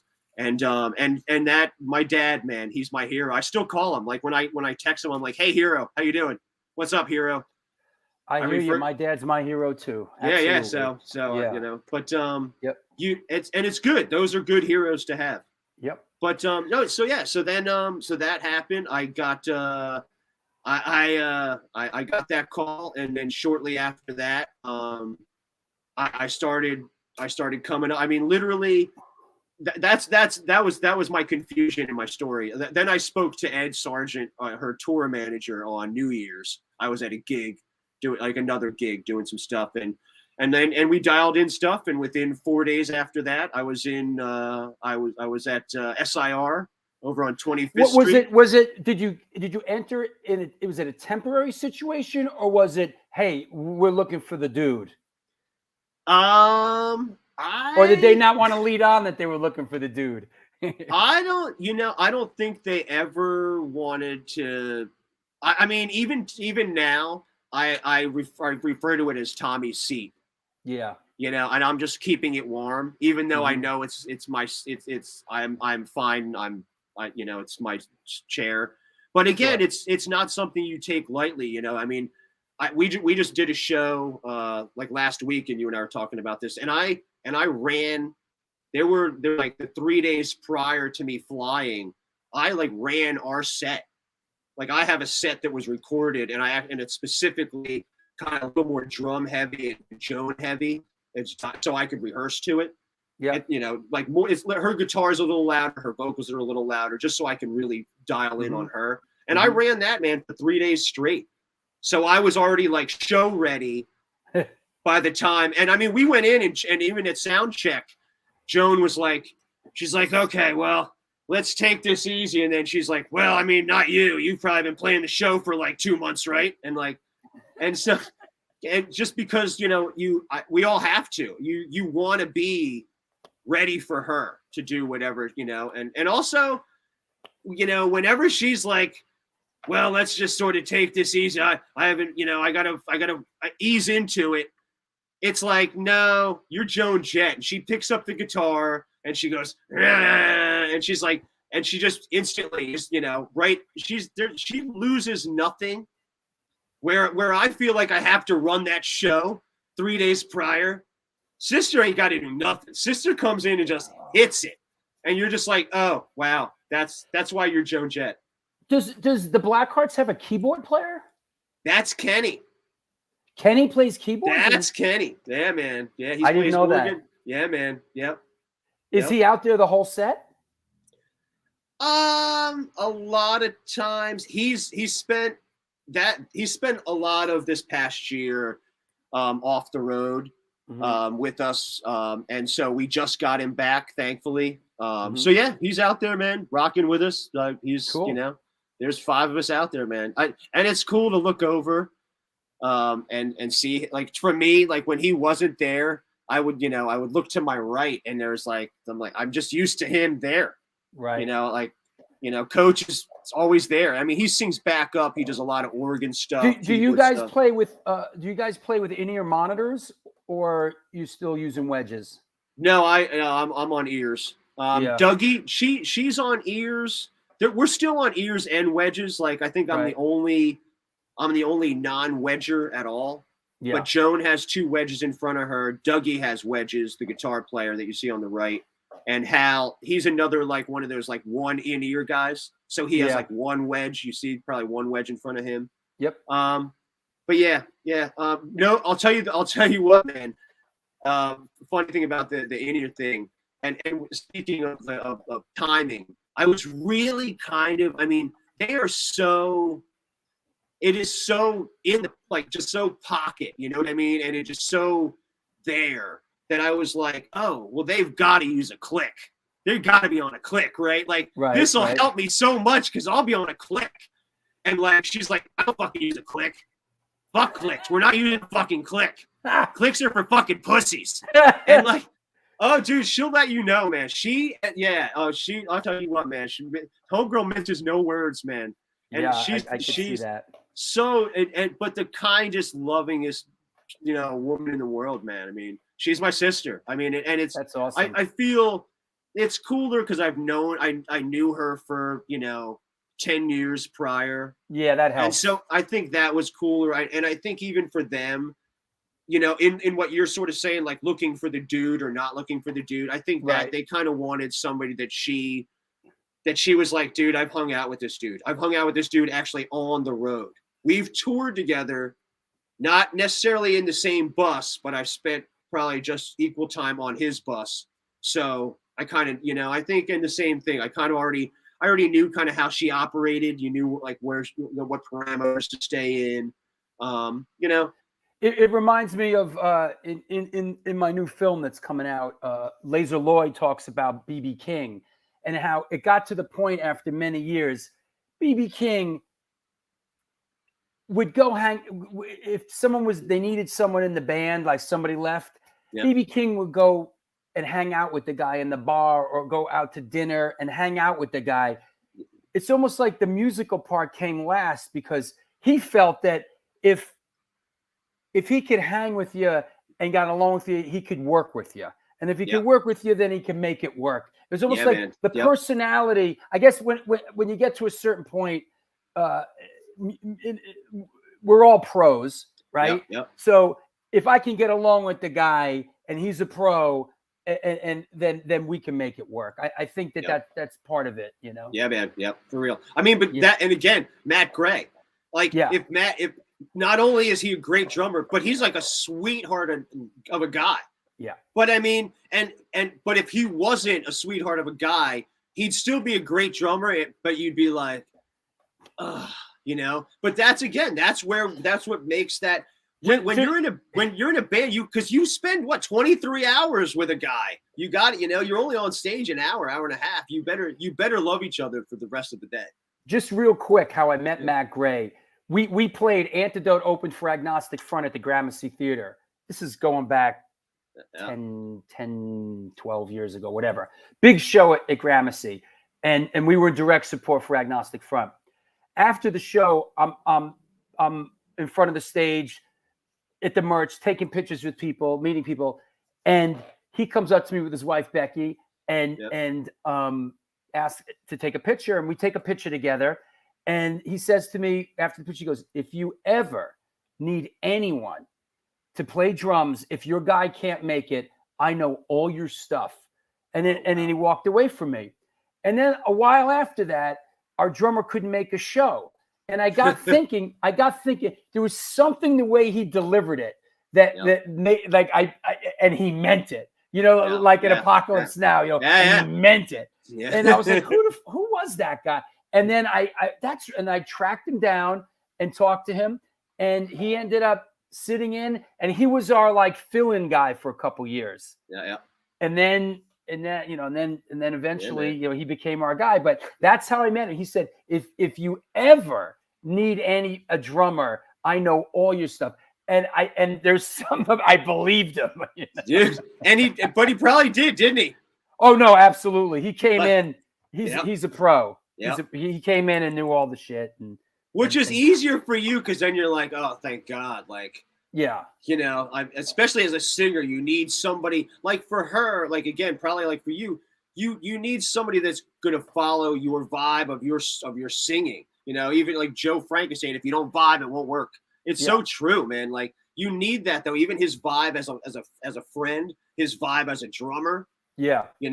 So it's really, we're close now. I mean, it's interesting because the band I'm in now, and this band was difficult for a couple years, but now I'm playing with people like I genuinely really love, like as people, and it's great when you're playing with people that you really like being around, because in my band for a couple years there was problems, and now that's not in the band anymore, and it's just great, and it must be really great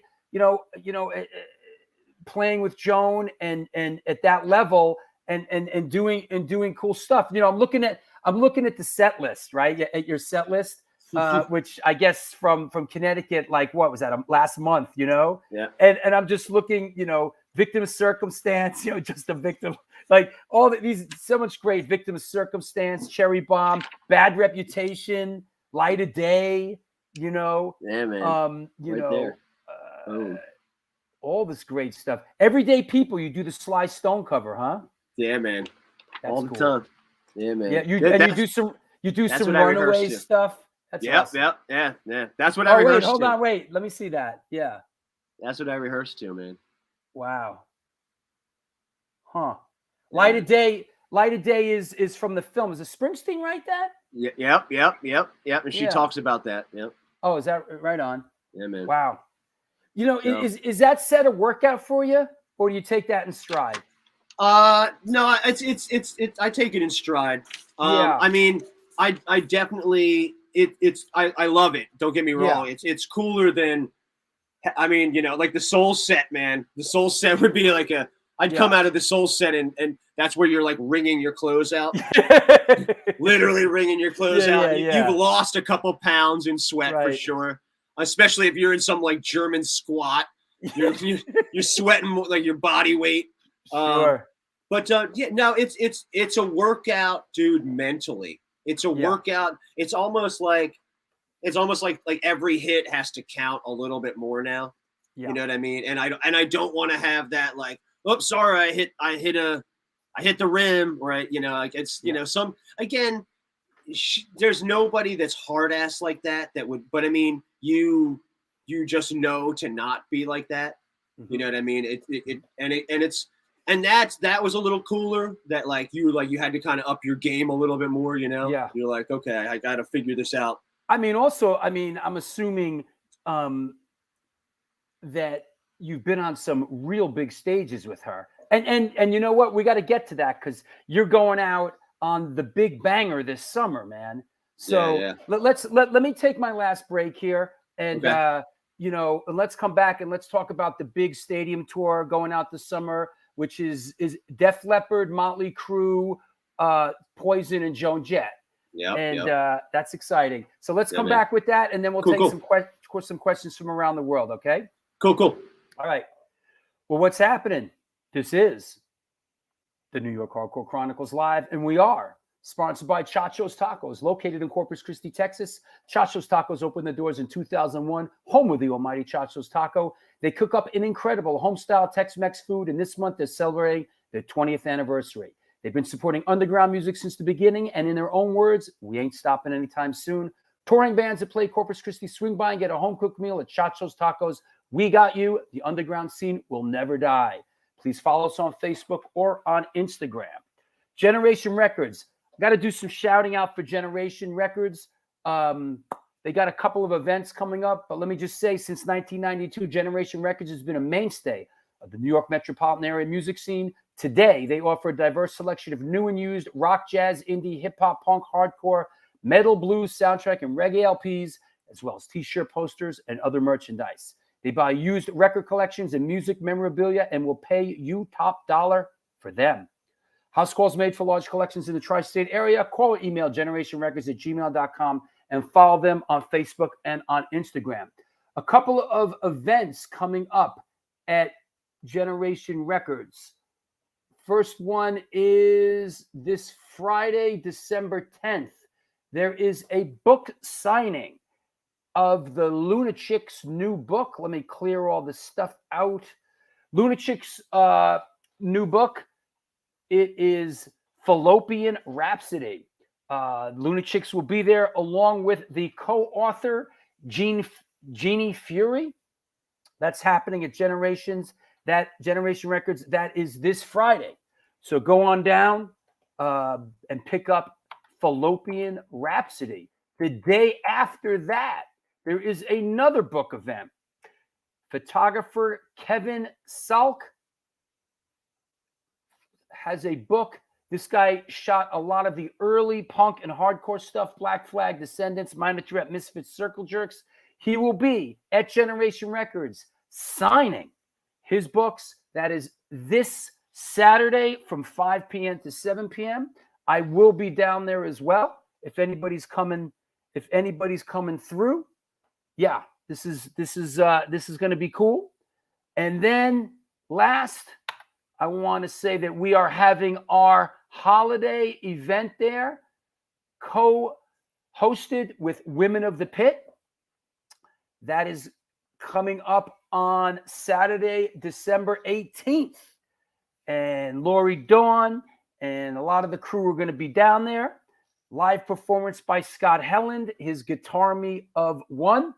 That is Saturday, December 18th. I will have the second printing of the New York Hardcore Chronicles, Volume 1, 1980 to 1989, in time for the holidays. Food is being provided by Vlad and Organic Grill. Everyone is welcome. This is like our Christmas party, so please come by. We would love to see you. How was that? That said, questions, please post them up for our guest. And I think we covered everything. Want to thank all the Facebook pages that support this show. Want to thank all the patrons and everybody else who wants to buy the book. Here it is. Pick it up at www.stonefilmsnyc.com. That said, let's bring our guest on. Let's take questions from around the world. Hey, man. Hey, man. First off, I got to say, the Lunatics, if you're a chick and you're starting a band, study the Lunatics. I love the Runaways, but dude, if you're a punk girl, man, the Lunatics, I think you are remember standard. you remember them from dude. Yeah. They're still so good. They just started playing again. Yeah, dude. They're set at Punk Rock Bowling. Ooh, man. Yeah. They've lost nothing. Nothing. Before we get into this stadium thing, let's go with a question from Paulie Pork Chops Vids. Hey, Michael, does Joan Jett know anything about Murphy's Law? I feel like I would think so. You got to think peripherally, considering she used to live right. She lived right right around. She lived out right around right in the spot. You know. Yeah. I mean, we sort of talk about like, you know, I mean, and especially with Dougie. I mean, Dougie Needles has been in her guitar player for 25 years. So, and that kid grew up all over New York. He is a native New Yorker. And so, yeah, we talk about clubs, bands. I mean, but again, there's so much that is coming in and out of her orbit. I think, you know, I mean, at any given day, you can almost see the information. Yo, how about this? How about this? Joan Jett produced the Germs record. Dude, exactly. Boom. Right? There's that. Man. That's, you know? Like, I love that. I love the first Joan Jett record with that Steve Jones plays on and Paul Cook. Yeah. Bad Reputation, right? Bad Rep. Yep. Bad Rep. That's she's again, man. It's one of those. She's just that. Sister knows what's up, man. Sister can play some guitar. I gotta look at the tracks. Hold on. Bad Reputation, Make Believe, You Don't Know What You Got, You Don't Own Me, Too Bad on Your Birthday, Do You Want to Touch Me, Let Me Go, Doing All Right with the Boys, Shout, Jezebel, Don't Abuse Me, Wooly Bully. Yep. Oh, Frank Infante plays on it a little bit. And so does Steve Jones and Paul Cook. Wow. Old school. Yep. Dude, like she gave like Sid Vicious's like his belt with the little like round the hoops on him. Like she gave him that belt. Like he didn't have a belt and she was like, dude, you need a belt. And that became like his iconic belt. Like, you know, one of his things. Yeah. Like, but I mean, like when you hear stuff like that, you're like, oh wow, like, you know, she got a lot of stuff. I mean, just been around. I mean, there's points where I'm like, oh, she's only 10 years older than me. But man, like then I think about it, I'm like, what I know, what the 10 years. She was in the game. She was in the game at like 13 years old. Exactly. Yeah. So I was she's like got 20 years on us. Exactly. You know? That's what I was going to say. That 10 years exponentially becomes like 20, 25 years where you're like, oh, I'll never catch up to you. Hey, tell us about this stadium tour and like the history of it and what's going on with it. I mean, we're going in. It's been shut down for 2 years, obviously because of the pandemic. Yeah. I think that this year, you know, due to the hella mega tour last year with the Green Day and Fall Out Boy and Weezer and those guys and Interrupters, great new band. But I think because of that, they sort of. I think they went through all of what standards to set, what protocols to put in place, and I think now we're just getting a little bit more on with it, you know, the vax and all that. So I think it'll go off. I hope it goes off. I honestly don't know more than that. I know that it's going to be interesting for us because, I mean, we are definitely, you know, she's a punk man and we're a punk band. I mean, when you see us, it doesn't matter what stage we're on. It literally does not matter. We are all right up front. And we are like, if you look at that picture of us, like we're not really so spread out like on a thing. We are pretty tight. And her mic stand is 62 inches from the front of my bass drum. Oof. So it's like we're playing at CBGB's regardless of where we're playing. We're all really just right there. So I thought about that with this. I'm like, where are we going to play on this? Like, we're going to be a speck on this like thing, like. Or maybe we'll be on this swinging thing that, I mean, I don't know. I mean, is Def Leppard headlining the thing? Or are they flip-flopping? It's Def Leppard. Like there might be, I feel like there might be a Def Leppard Motley flip. Yeah. But we're definitely, there's other bands like before us, some other like openers. Oh, is that right? There are people coming out. I don't know exactly who they are. Yeah. But yeah, I mean, we're on like 6 to 7, 5 to 6, 6 to 7.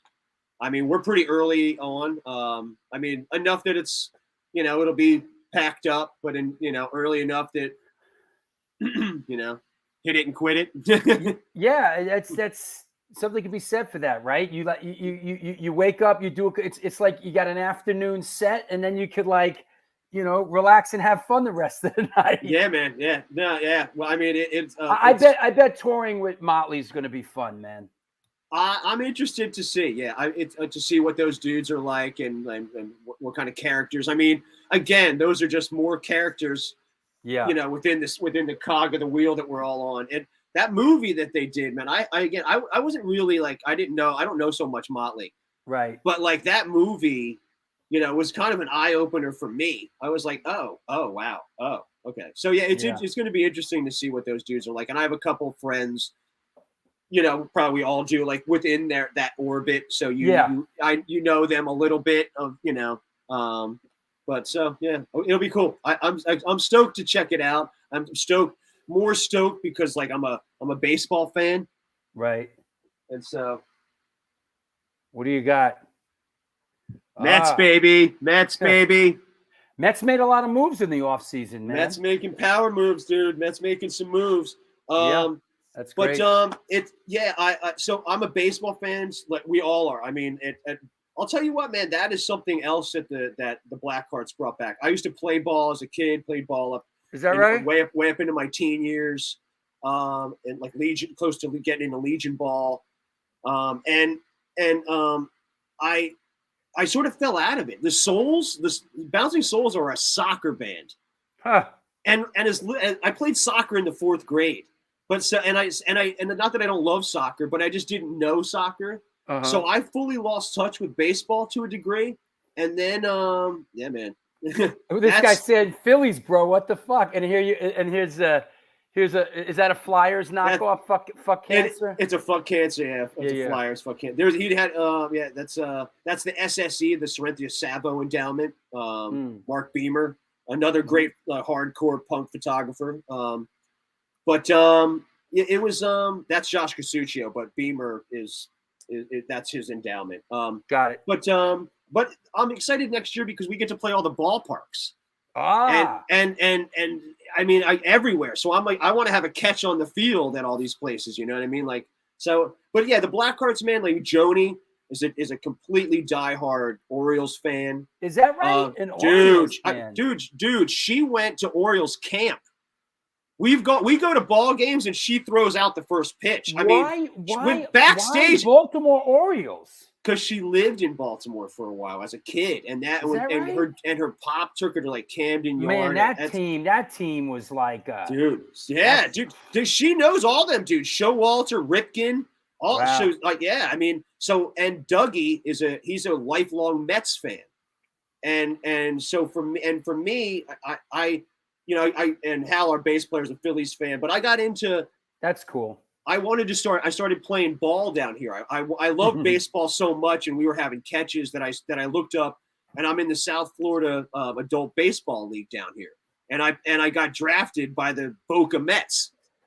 What? Ironically, so I play for the Boca Mets every Sunday. My ex-wife and my kid are up in Port St. Lucie, where the Mets. Dude, I almost wore a St. Lucie hat. I was going to wear but have you gone up to Port St. Lucie? Yes, yeah, man. I've never been to the stadium. Oh, dude, it's great, awesome, awesome place. Here's one from Chris Valdez. Did you play that Social Distortion 40th anniversary show with Joan in 2019? Yes, I did. You might be able to see over my shoulder. That's a Social Distortion 40-year license plate. Nice. Right there. Yeah. That they gave us. That one of the things that they gave us at the place. So yeah, that's awesome. Good time. Yeah, man. Yeah, that was. I mean, but I'll tell you what, man. They are such. We're such. I mean, even Joan. Like there was that we were talking about that little Steven thing.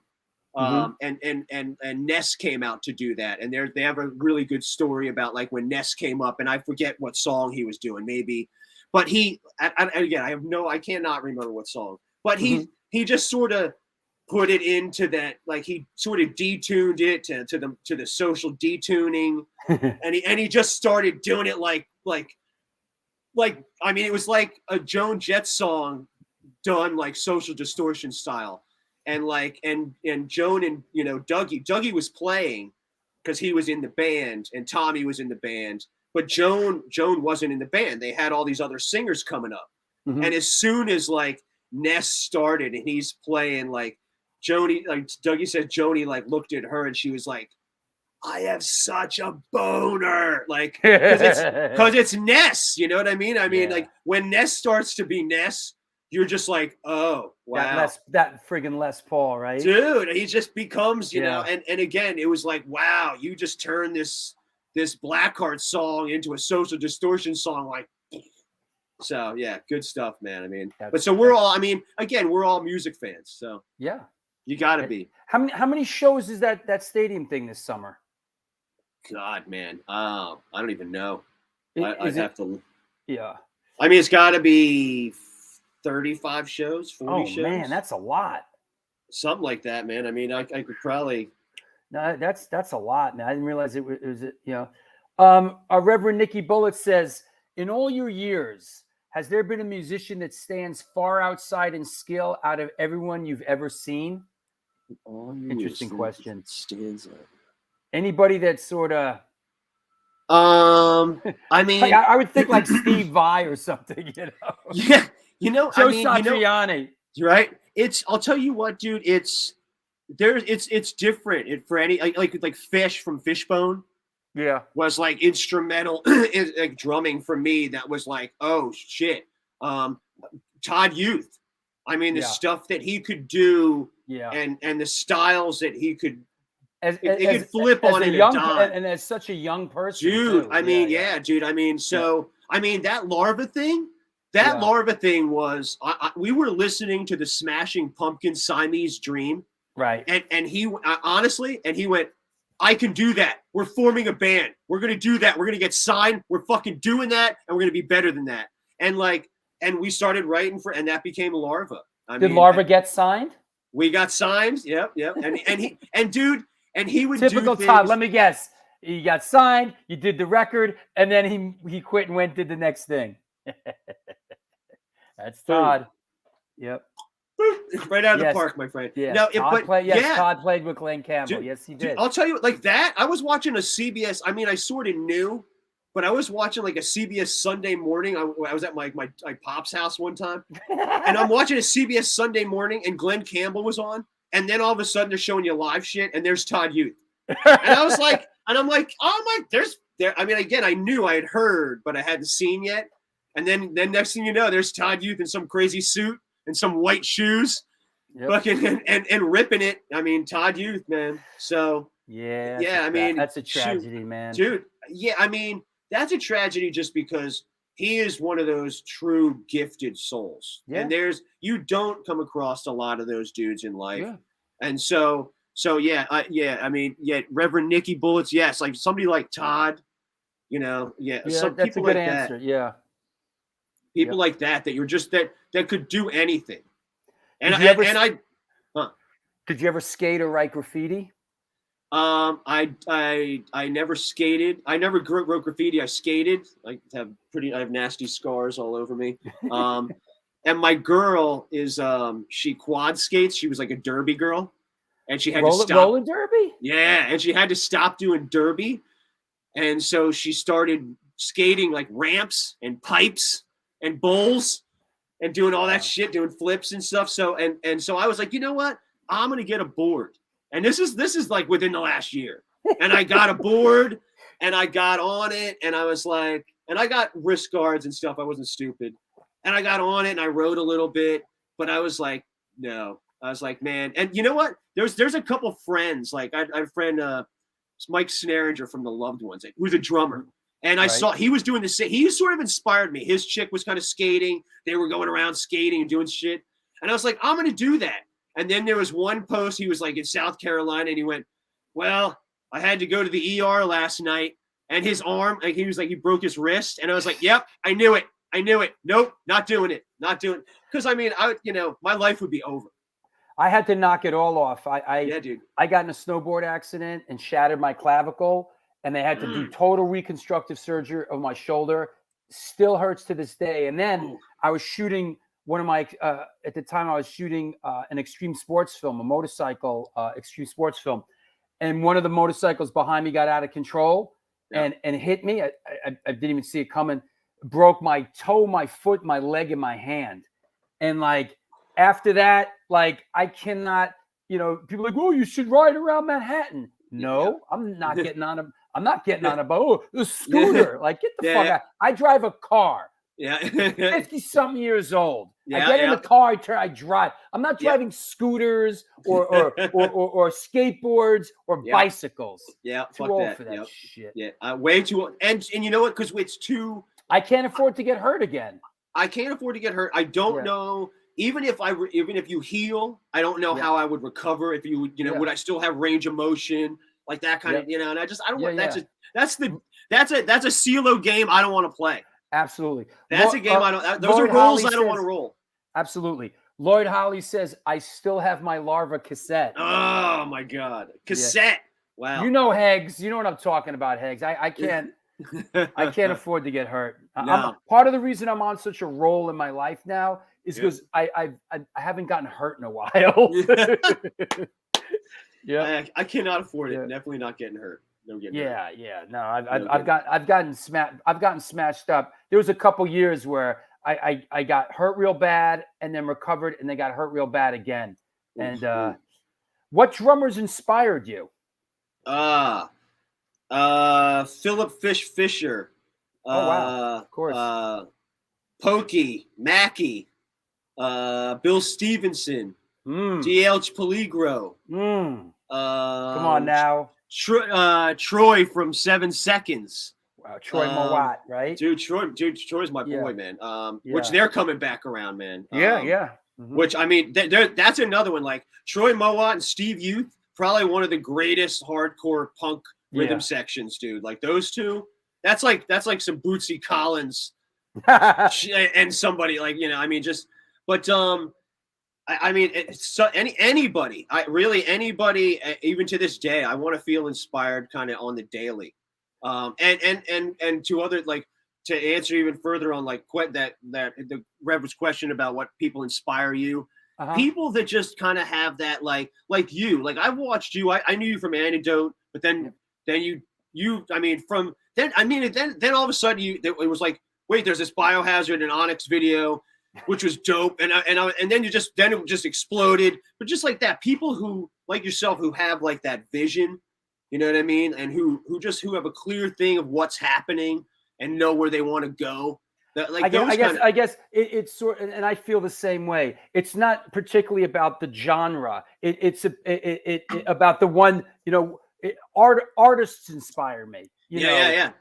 I saw a thing on like on another Sunday morning thing, and there was some kid, and his whole thing was what, and I wish I'm my brain just doesn't work that way. But he had this like got this 1% better, and if he could just get 1% better every day, and like that as like that's like a great thing to live by. Like if you just try to be one as in anything in your life, a better drummer, just a better human. Yeah. If you could just try to be 1% better every day.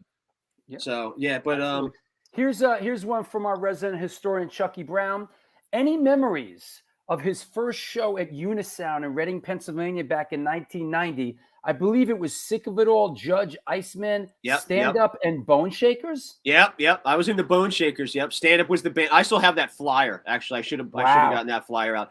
Nice. Yeah. You know what? I'll tell you my standout, dude. And Unisound in Reading was like a bar, like a typical move the pool table type place. No, it was kind of like more squatty. There was like a half pipe in there. I've never been to this place. Yeah. And there was another one. There was a great place in Allentown called the Airport Music Hall. Well, of course. And that was I remember. Yeah, dude. I remember, and I remember CC's in Moosic. Yeah. But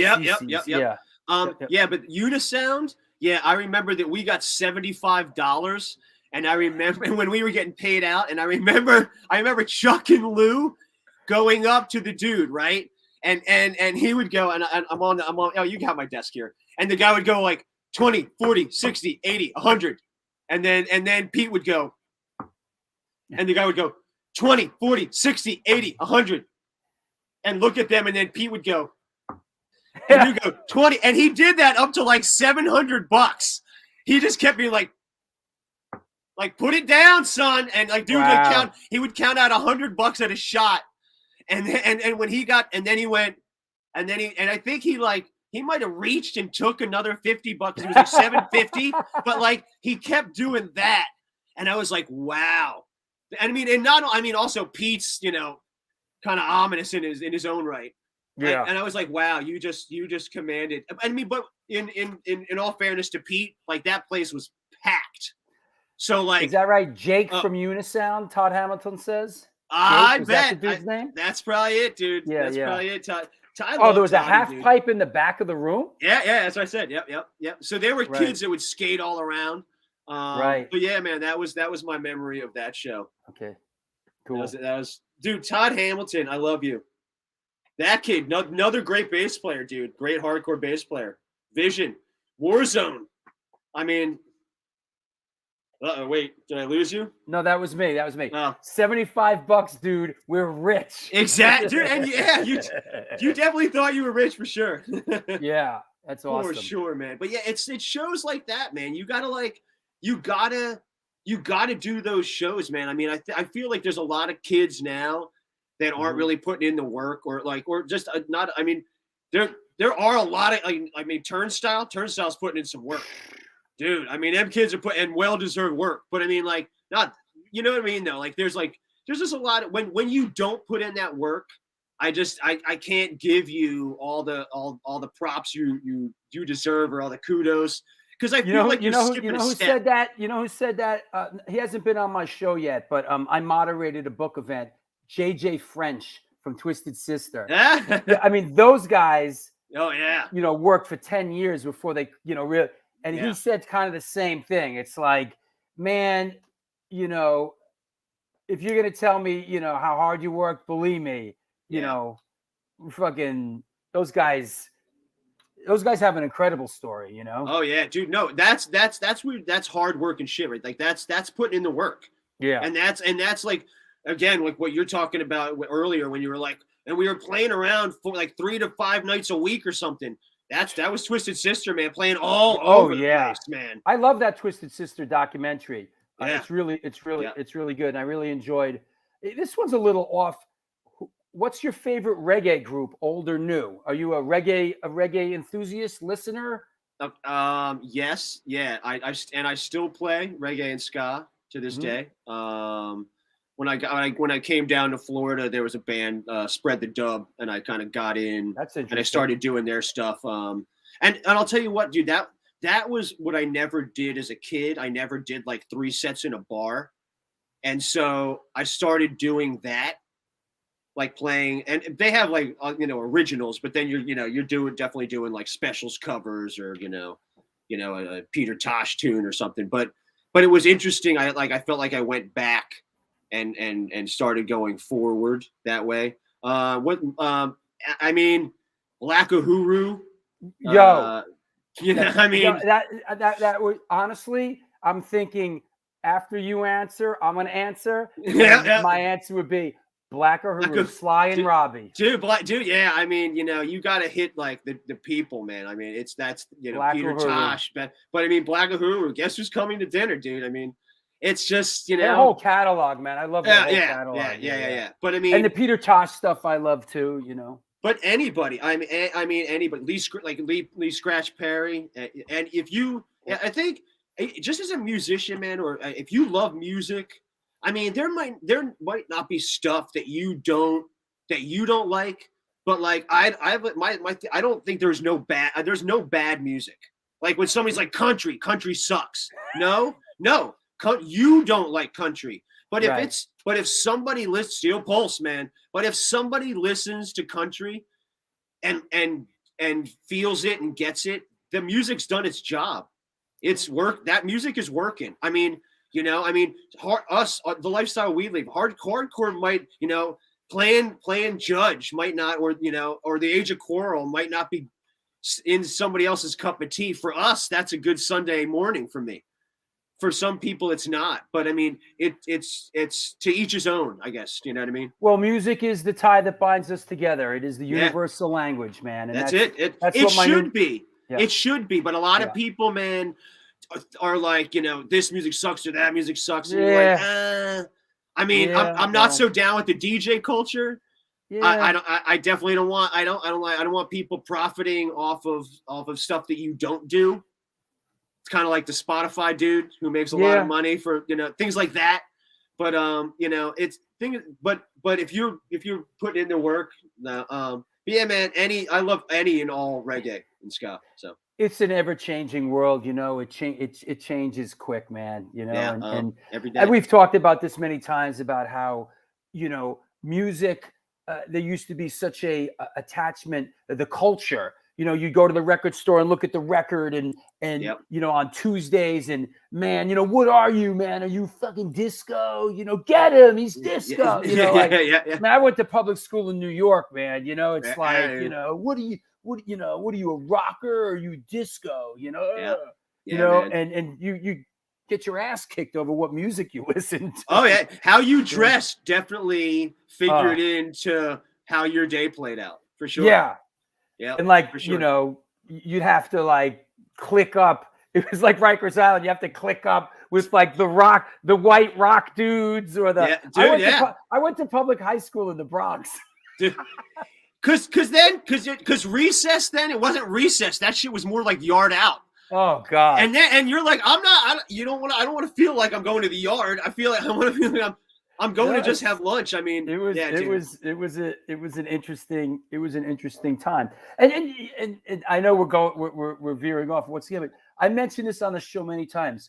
Where I grew up, and I went to John F. Kennedy High School, in the Bronx.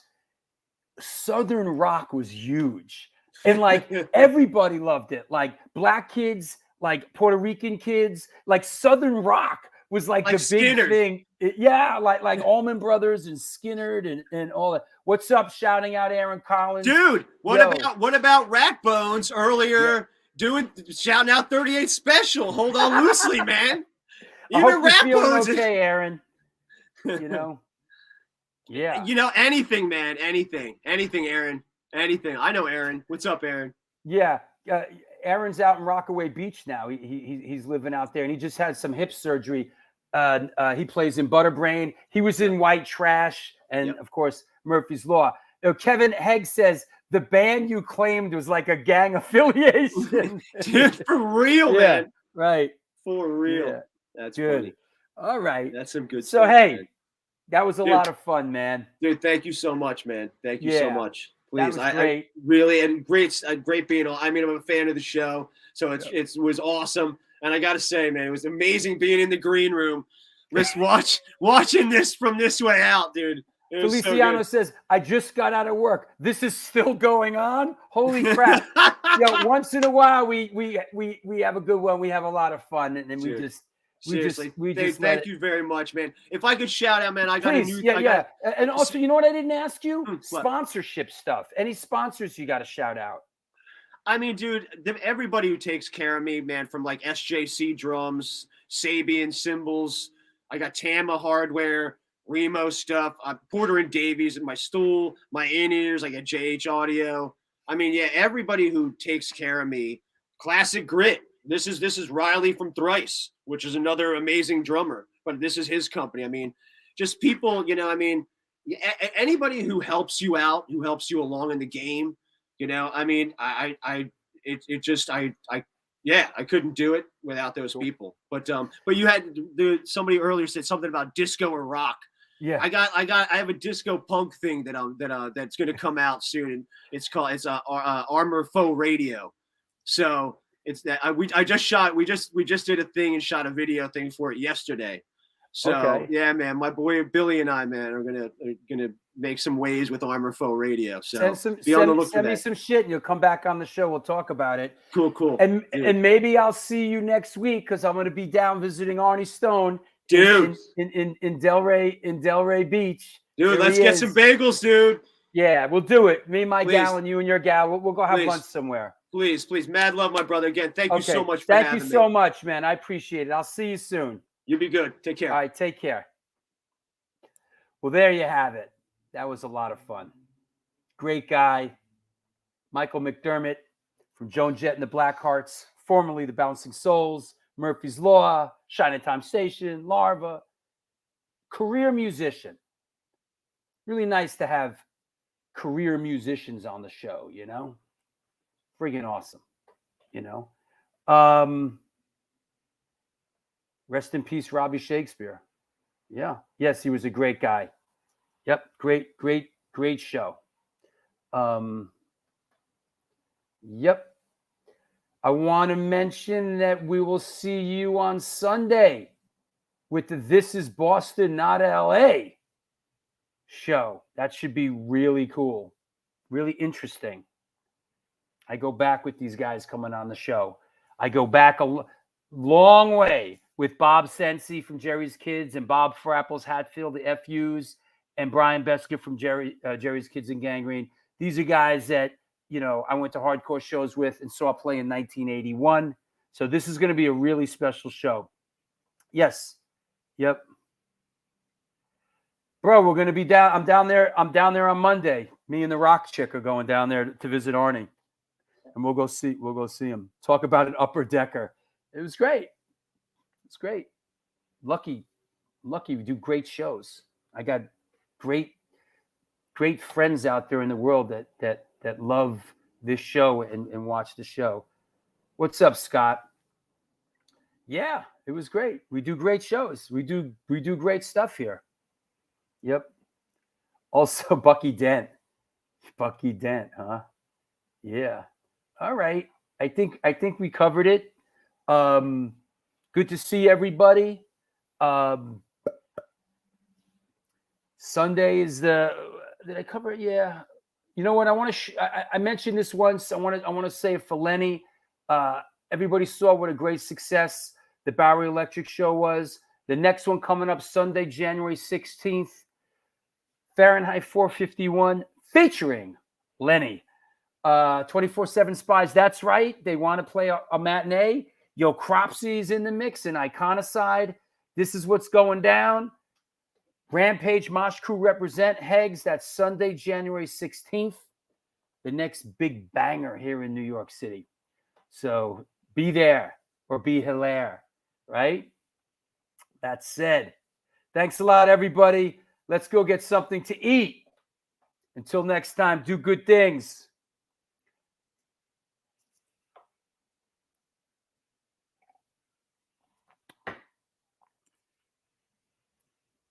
And good things will come to you.